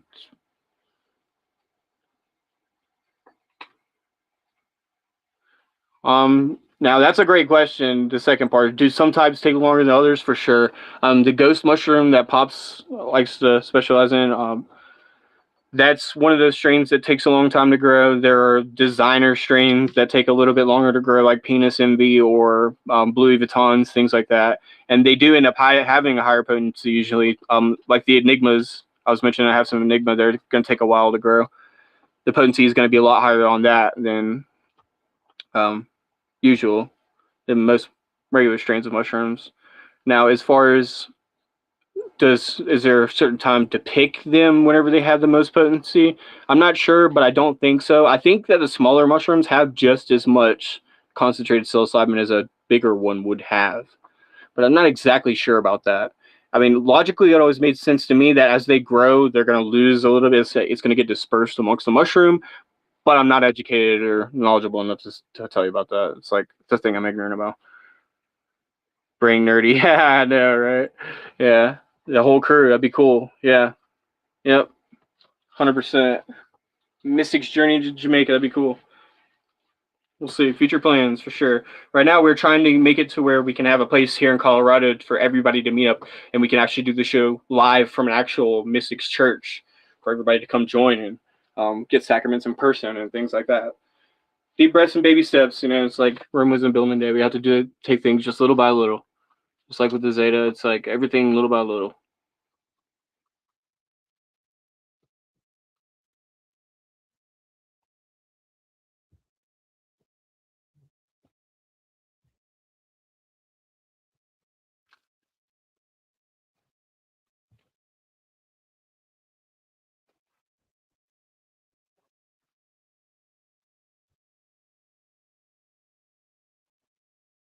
There's no website. Well, our website is mysticjourneyschurch.org.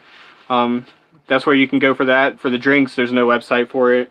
You can just hit me up on Instagram, or my email is Sean_44 at rocketmail.com. You can get in touch with me there for the Mystics Journeys as well. But mysticjourneyschurch.org is where you go to sign up for our website. You can become a Mystic for free. There's no cost to sign up to become a member. Whenever we do giveaways on the show, we give away sacrament on the show. So there'd be like mushroom capsules and stuff like that. You guys sign up through that website, and we'll be able to ship you out packages.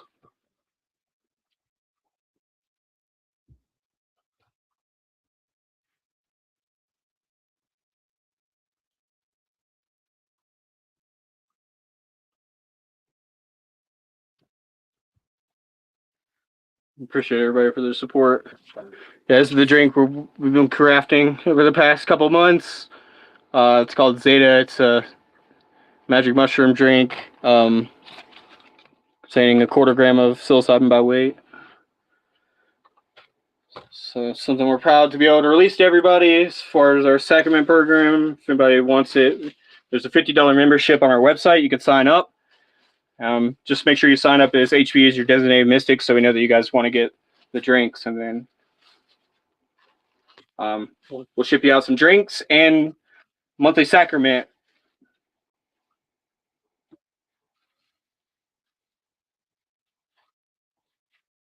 Not a problem. Have a great rest of your day.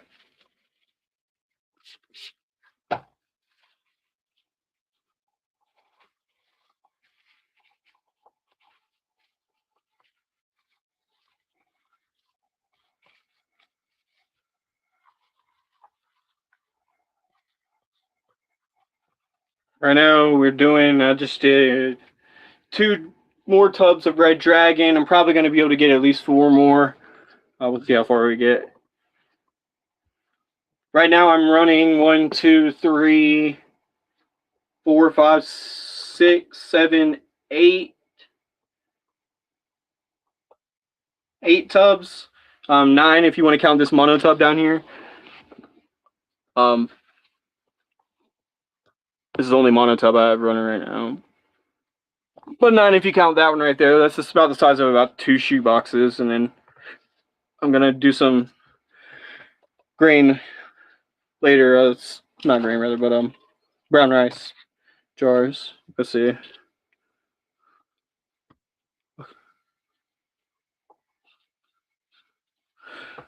But for now we're just gonna do these.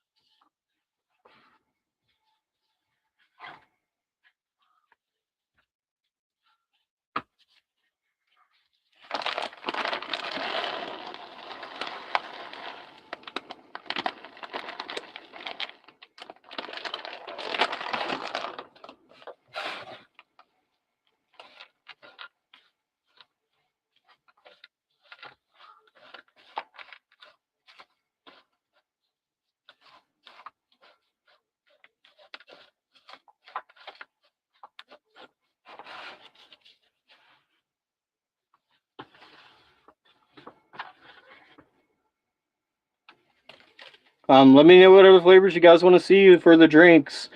Later on, we'll probably start dabbling and making gummies and stuff like that too. Again, we're just trying to take this stuff slow. That's why we're only releasing 1 flavor a month, so we can really focus on getting it crafted the right way without having to rush. That's why it took a while for the drink to even come out, because I wanted to make sure it was right before I just released it to people.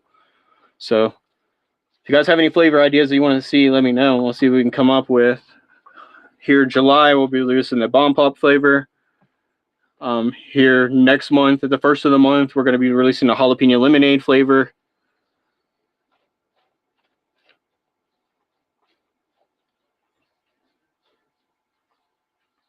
Appreciate everybody being here. Everybody hit the like. Still hanging out with us. Derek will be going live here shortly at 9 p.m. EST in a few hours anyway, for Bible studies. This is reading from Psalms.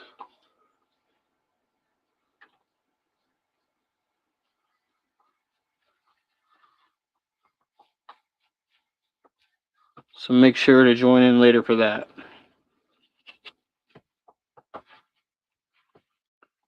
Is it sweet? Strawberry lemonade? Yeah, it is sweet. So yeah, it has it's not as sweet as a soda, but it does have a little bit of sugar in there, and it makes it sweet. It's part of the preservation process to keep the sugar content high, so it stays good for a long time.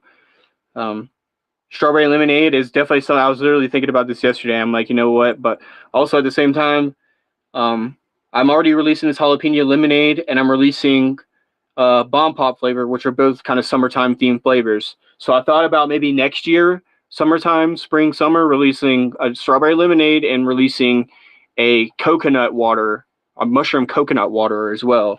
Maybe like a lime coconut water or something even. We'll see. It's just kind of ideas, concepts floating around at this point.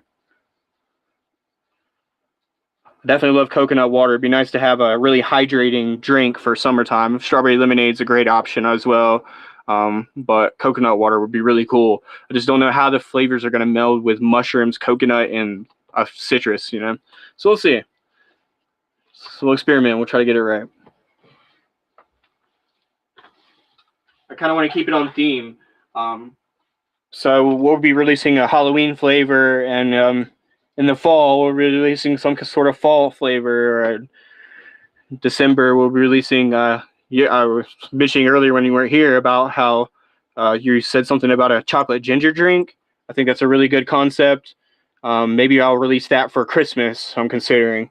I'll experiment with it, get the flavors right, and see how it tastes. Maybe making like a chocolate flavored drink that doesn't have milk in it, and adding ginger to it to see how it tastes. I think it'll be really nice for Christmas time release flavor. I did some research after you explained that, and I was like, okay, I'm gonna look into this chocolate ginger. It sounds interesting. So I think I'm gonna try that for Christmas. Appreciate you so much. Yeah, it's part of Here, I'll pull this back up, buddy, so you can read it. This is what I wrote the other day. It kind of explains what Zeta is. It's my inspiration behind it is kind of mixing the old school with the new school.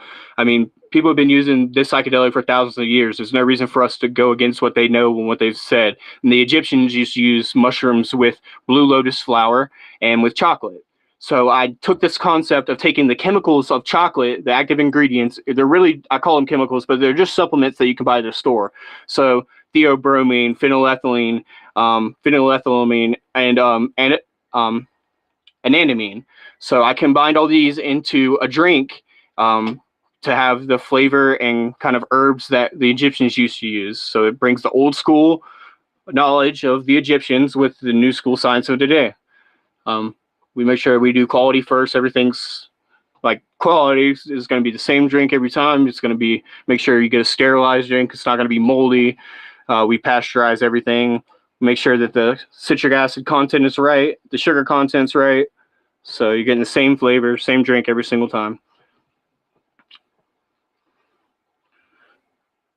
But yes, this drink has Blue Lotus. If you're familiar with Blue Lotus, it's actually a mild psychedelic in itself.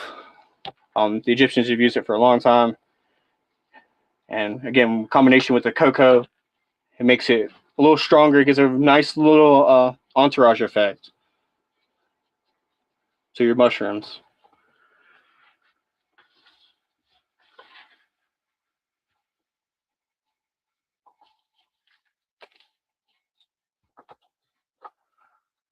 There's tons of herbs in here that are anandamine raising chemicals. They raise anandamine levels. Anandamine's it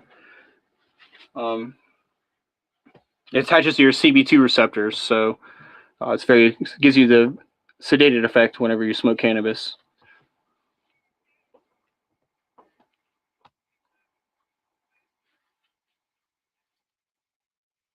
Appreciate you, man. Oh, let me get it pulled back up over here.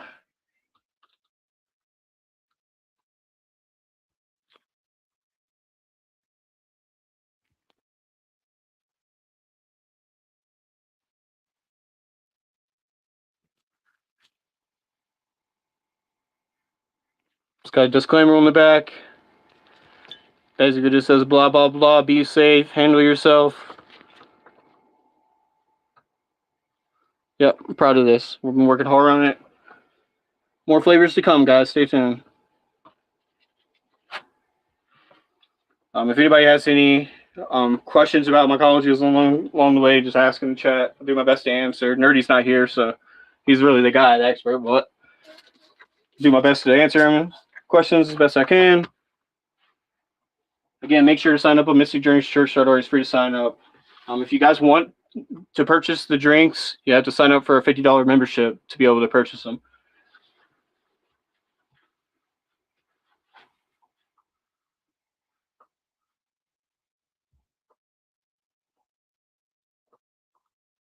$50 membership will come with, we haven't exactly determined the number, but probably 4 drinks for every order for $50 membership. And the $50 membership also comes with the 8th Sacrament every single month as well.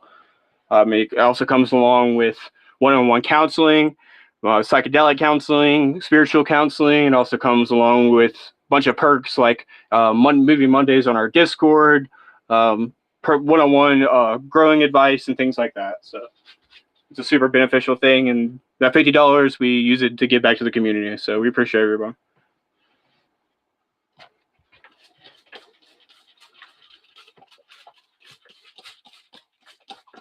If you sign up for a membership, make sure again to sign up under me. as your designated mystic, HB, and use code HB at checkout for a discounted code.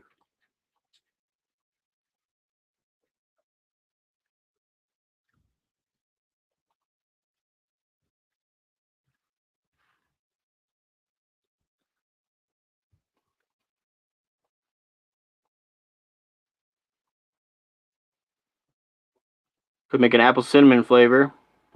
Yeah, that'd be cool. I was getting this powdered blue lotus someone by selling searing grew. Sprinkle on my cannabis.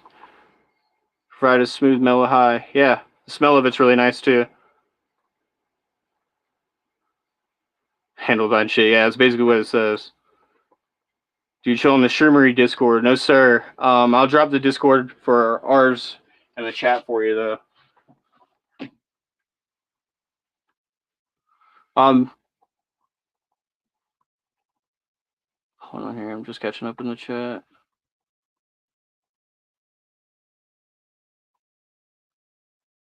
An eighth of sacrament. And it'll come with. We're thinking about releasing 4 drinks, so it will be 4 of these quarter-gram drinks per membership as well. 1 second, I'll get the Discord for you. Basically, I see you're new here. What we do on Mystic Journeys, we talk about this thing called the 4 Agreements. It's this concept that Don Miguel Ruiz, it's a book that he wrote, and the 4 Agreements are be impeccable with your word, don't take things personally, don't make assumptions or have expectations, and always do your best. And that's what our whole philosophy behind the Mystic Journeys Church is. We use psychedelics to, branch ourselves back to the way that religion used to start off as, is using these sacraments through, again, religions like the Egyptian culture or Buddhism, Hinduism, on and on and on. All these different cultures used to use these psychedelics to get in touch with nature, Indians as well. So this is what we try to do. We try to relate our 4 agreements to sacrament, and we try to do a show every Monday, Wednesday, and Friday where we just talk about the 4 agreements and talk about psychedelics and the history of spirituality, everything like that. So that sounds like something that interests you. I'll put the Discord in here for you, and you're more than welcome to join.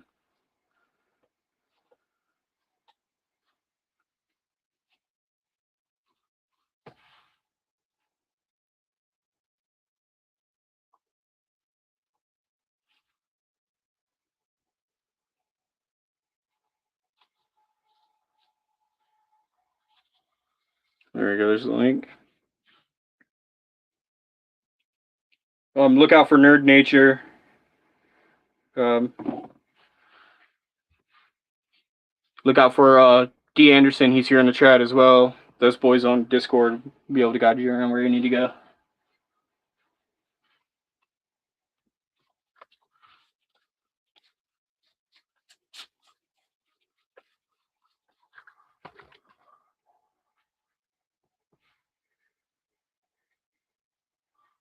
Cool. That's what's up, man. Appreciate you stopping by, hanging out. You know what's up. You know what's up, then. Cheers.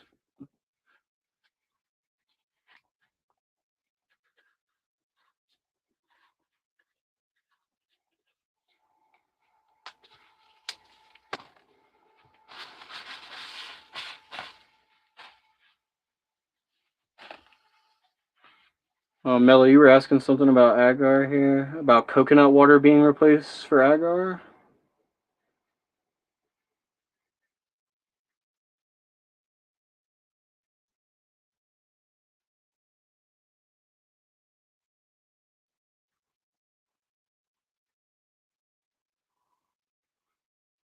Smell of the cinnamon and vanilla make you happy. Yeah. Could you use coconut water to get spores going? Kind of like agar. I don't know.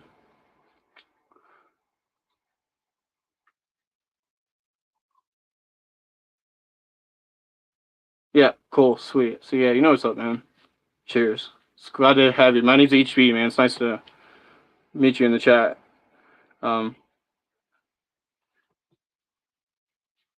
Yeah, Milo, I don't know. That's a good, interesting question. I'm asking Nerdy about that.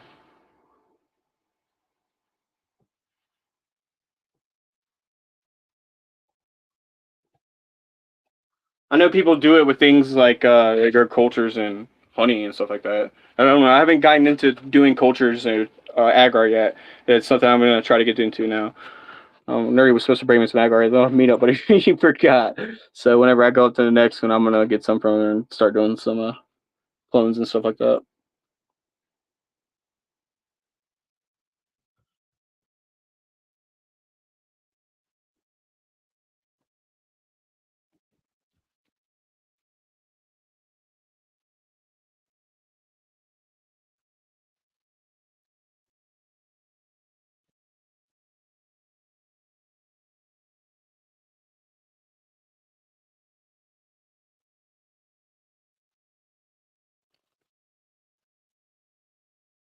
Get the frame at the top now.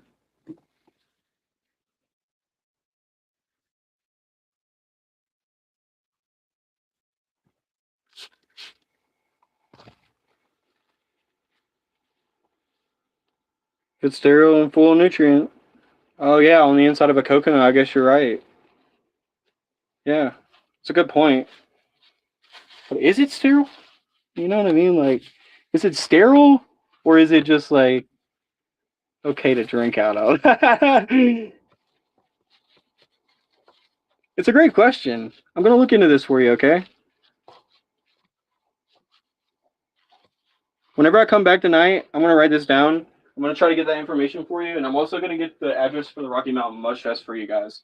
If you guys are gonna be in and around the Colorado area, um, come see us July 16th through the 19th at the Colorado Rocky Mountain Mush Fest, and we'll be releasing the Bomb Pop flavor, what I'm calling Peace Pop, for the drinks, and it's a huge gathering. Everybody's going to be there. We'll be passing out sacrament. We'll be hanging out. Yeah, you can either come and you could camp. There's plenty of areas to camp out, or you can get an Airbnb nearby. And it's a really fun time. So you guys come on by.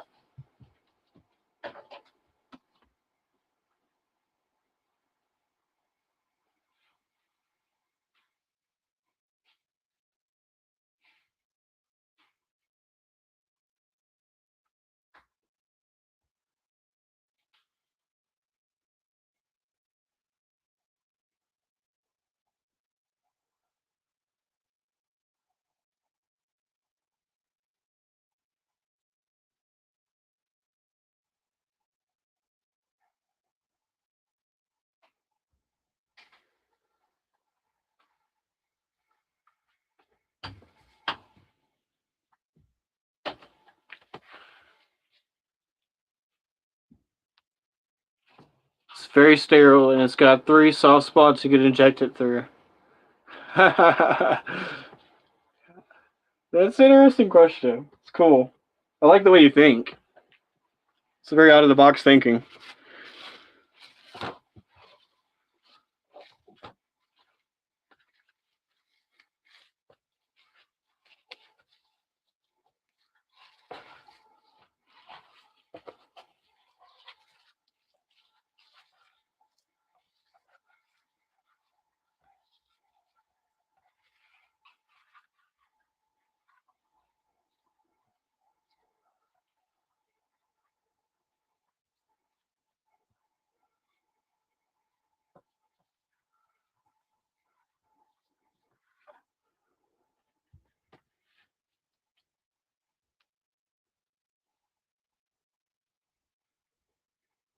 Plastic ketchup cups, glass jelly jars, petri dishes. Start with petri dishes, eh?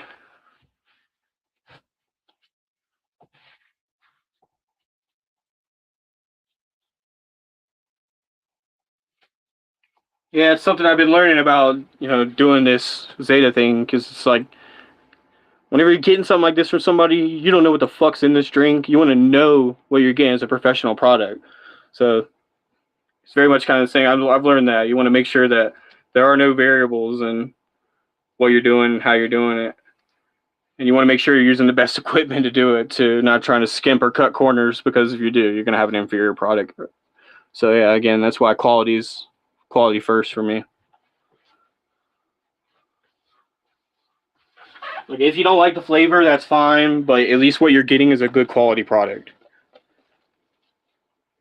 But not like the flavor. Like maybe that's not your flavor. Like maybe maybe you don't like herbal flavors, or maybe you don't like strawberry or jalapeno or whatever, right? So that might be the case, but every time you get that product, you know it's going to be the same. It's going to be quality.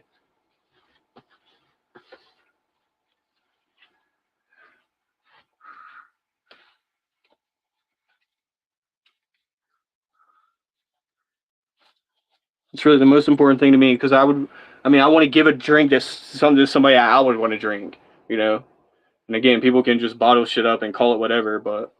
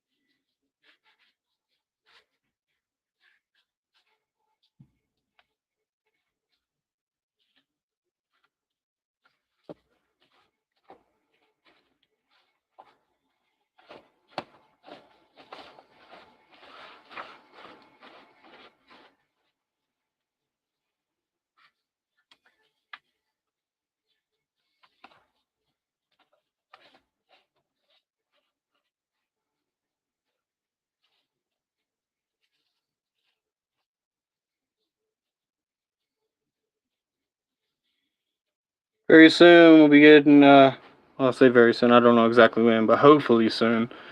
Sooner than later, we'll be getting a copyright license. We'll be able to play some music for you guys in the background. We're doing shit like this, or during the show even. But how much grams you get from a box that size? If you do it properly, you can get up to an ounce on average out of a box like this. You could get more. And you definitely could get less. So on average, if you do everything properly, you get about an ounce, maybe a little more.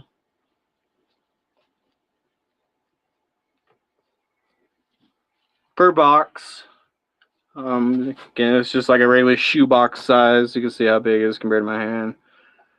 I don't know the exact dimensions. I think Nerdy calls them shoebox size A. Again, I'm talking reckless here, so don't take me on that.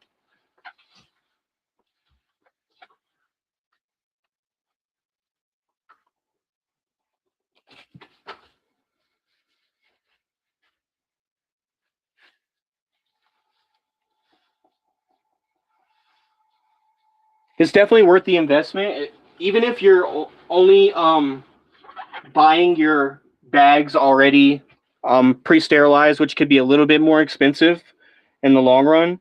It's still going to be worth your money to do it and grow your own medicine as opposed to purchasing it.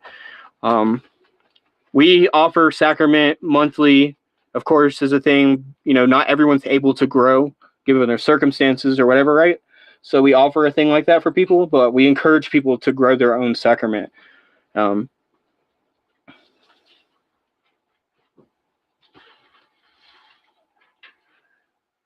and doing it, you're gonna save your own money, but you can start pasteurizing your substrate and sterilizing your substrate or whatever. Sterilizing your own grain bags or whatever you're gonna do to save money, especially if you're doing a lot of bins like I'm doing right now. It's better to learn how to do it yourself. That's why we posted a video of how to do the bucket tech of pasteurizing cocoa core. Cheers, Mars. What's up, buddy? How are you doing, man?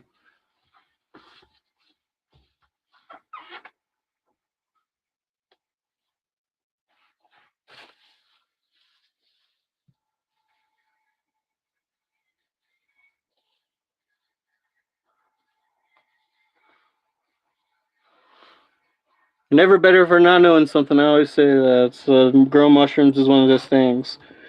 Anybody's ever grown mushrooms and really taken it seriously and actually had like passion about it, they could tell you that it's different than growing a plant because growing mushrooms teaches you like sterility.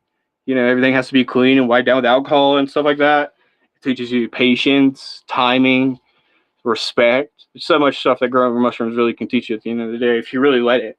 I mean, a lot of people are surface level motherfuckers, so they don't really like look at the depth of something that's simple like this as a learning tool.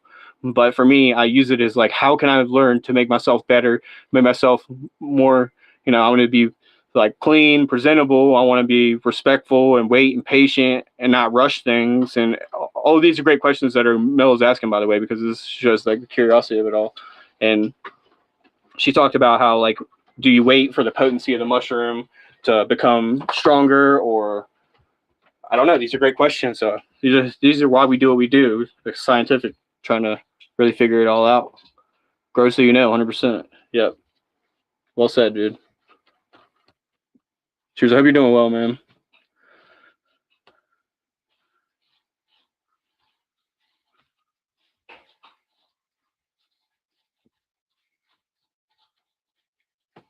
If anybody ever needs anything, supplements and stuff like that, if you're really dire need and you don't have cash, reach out to us and we'll do our best. That's what we do here. Is because people are paying for these memberships and we're trying to be able to use it to give it back. So again, what I was mentioning earlier, the same opposite effect is true. The people that are giving this money, we're going to give it back to you guys. So if you guys are in dire need of something and you can't afford to get it, reach out to us and we'll do our best to try to help you out. No guarantees, but we'll try to do our best. We'll try to help everyone that's worthy of accepting the help. Sometimes we can't help people due to like medical reasons or whatever, right? But as long as people are willing and trying and practicing the 4 agreements, we love to try to help people out and get them supplements. So if you guys are ever in need of anything, make sure to reach out to us. You can reach out to me right there on my Instagram or my email address. Again, it's posted up in the chat, or I'll say it right now. It's Shawn, SHAWN _44 at rocketmail.com. You can email me there. Get in touch with me there. Also, our link tree on the YouTube, you can get in touch with us through our links. MysticJourneyChurch.org. You can get in touch with us there. So reach out to us if you guys need anything. That's what we try to do, is help out.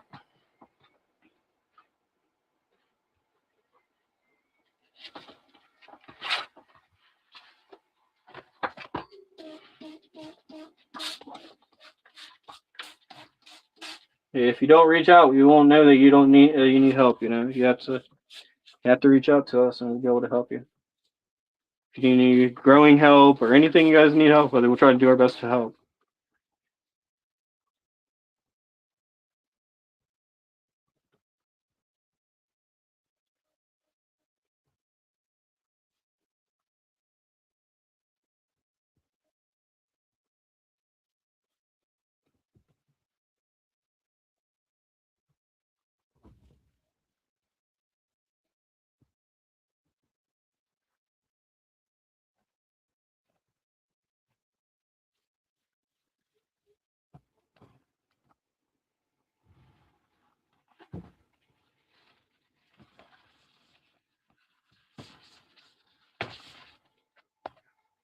Dirtier than I'm cleaning it.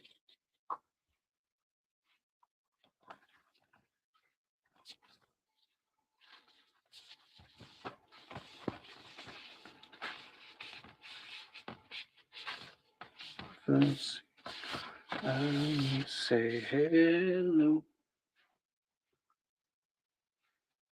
Faded in the sunshine and the snow.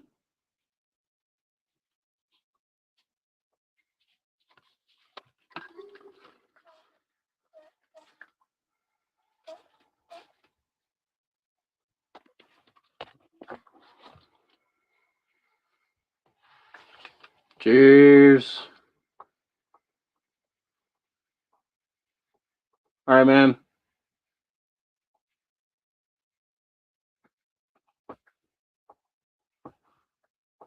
Appreciate you, man. Hey, have a good day, buddy. See you later, man.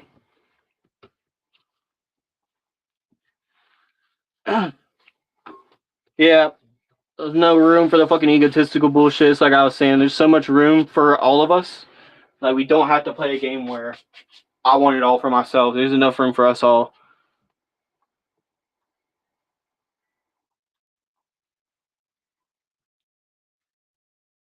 Yeah, 100%. One of my favorite quotes is, "We're going to the top, and we're all going together." It's like, anybody who's trying, I'm taking everybody with me. So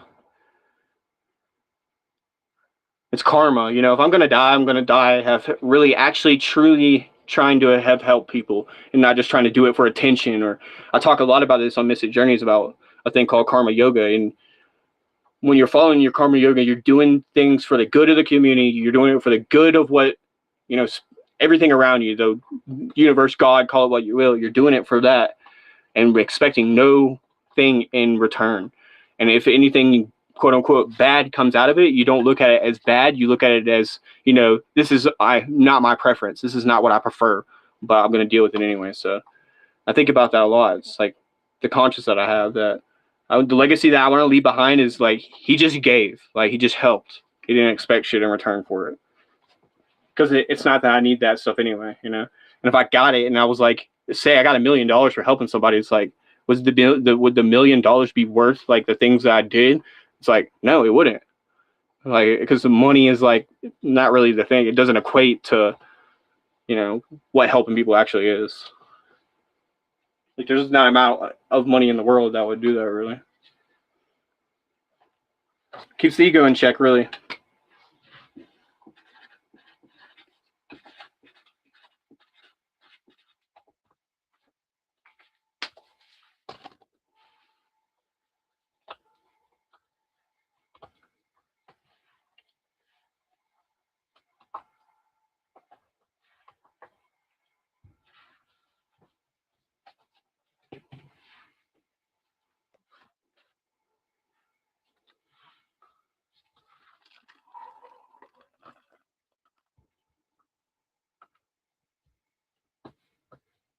All right, guys, we're gonna do one more of these boxes and we're gonna get out of here.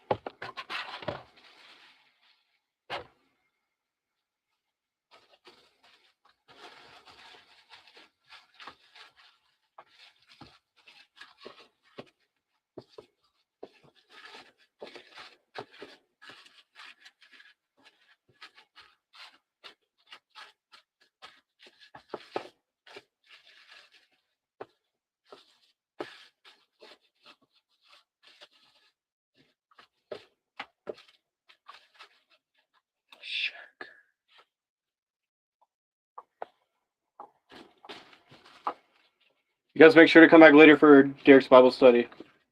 Again, MrJonesChurch.org, blah, blah, blah, blah, blah, blah, you know, old things.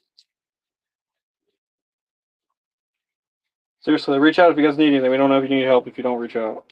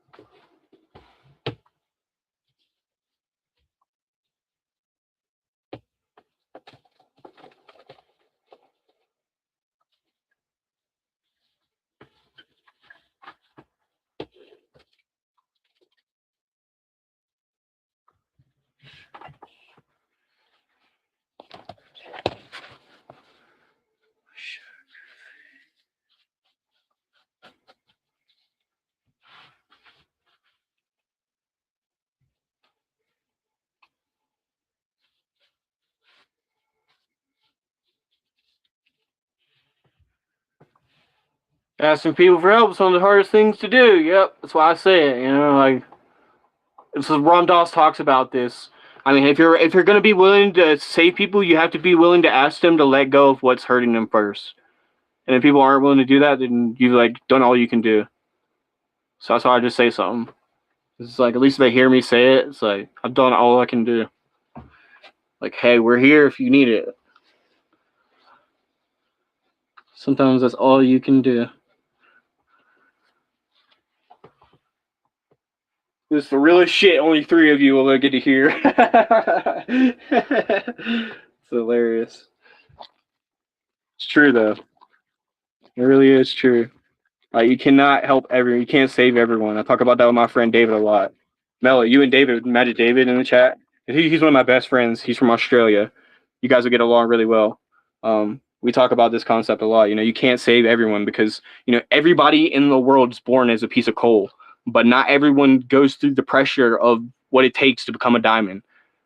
Sometimes we just live our lives and live and die as a piece of coal, and it's sad. It's the very melancholy thing about life. And I'll talk about this in Mystic Journeys, and it's inspired by Ram Dass and his teachings about my heart has room for both. My human heart can look at a situation like that and go, wow, somebody lived and died and never became the diamond that they were supposed to be. But the duality of that is that lets the people who are diamonds shine that much brighter.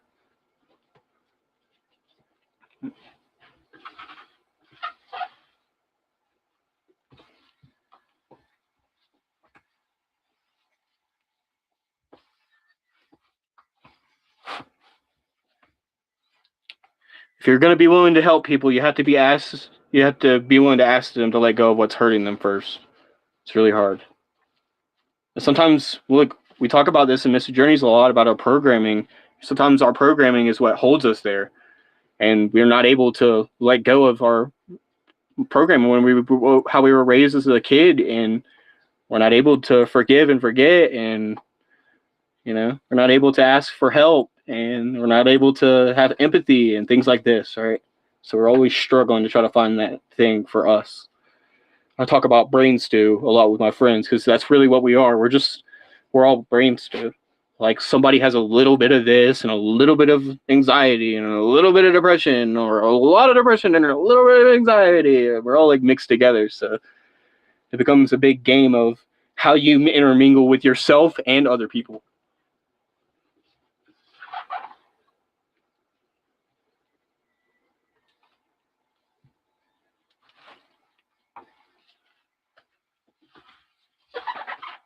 Nothing changes though, that's for sure. Like if you want help and you never ask for it, you're never gonna get it.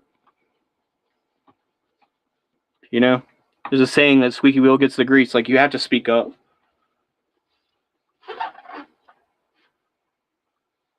I have a thing about that. I'm very egotistical in that way. Kind of the way I was raised as well. Like my programming. It's hard for me to because it's the tough thing to do to be a man and be an adult and work through your problems and never ask for help. Handle it all yourself. And I was raised that way, so I've had to learn how to let go and ask for help too. But doing that, it's just like the mushrooms, like I was talking about. It's taught me a lot. It's taught me how to let people, because again, they have to people, they have to love, like just how we have to ask for help. Like sometimes giving is a form of people's healing. So you have to let them give, and you have to receive that shit the right way with open arms. It's very difficult.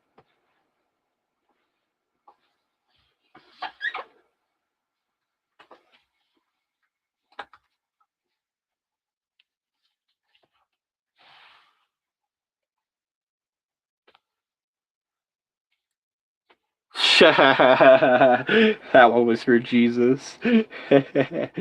Oh my gosh. Mello, we can't take you anywhere. We really can't. We love having you here, but we can't take you out anywhere.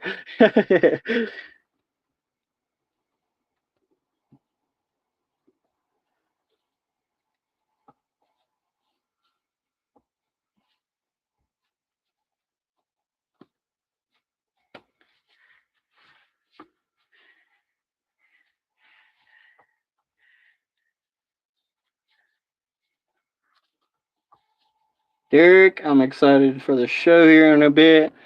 You guys, we're gonna wrap this up. You guys get the point. Guys, if you got any questions, drop it in the chat after the show here, and I'll get back to it. Appreciate everyone joining in. Appreciate everybody's support for the Zeta drinks. I appreciate everybody's support for Mystics. Reach out if you want the drinks. MysticChurch.org. Sign up under HBs or designated Mystic, and use code HB checkout for a discounted code. New flavors coming soon. Derek's going to be coming back at 9 p.m. EST to do Bible studies with you guys. He's going to do Psalms. So you guys just join back in then. Let me check through the comments here. Just make sure I didn't miss anything.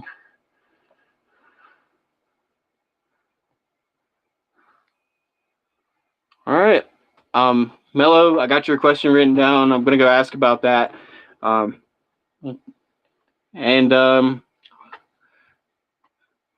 Just feel like I'm forgetting something. I think we're good, though.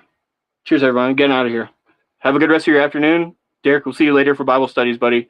Thanks, everyone. Have a great rest of your day. Bye.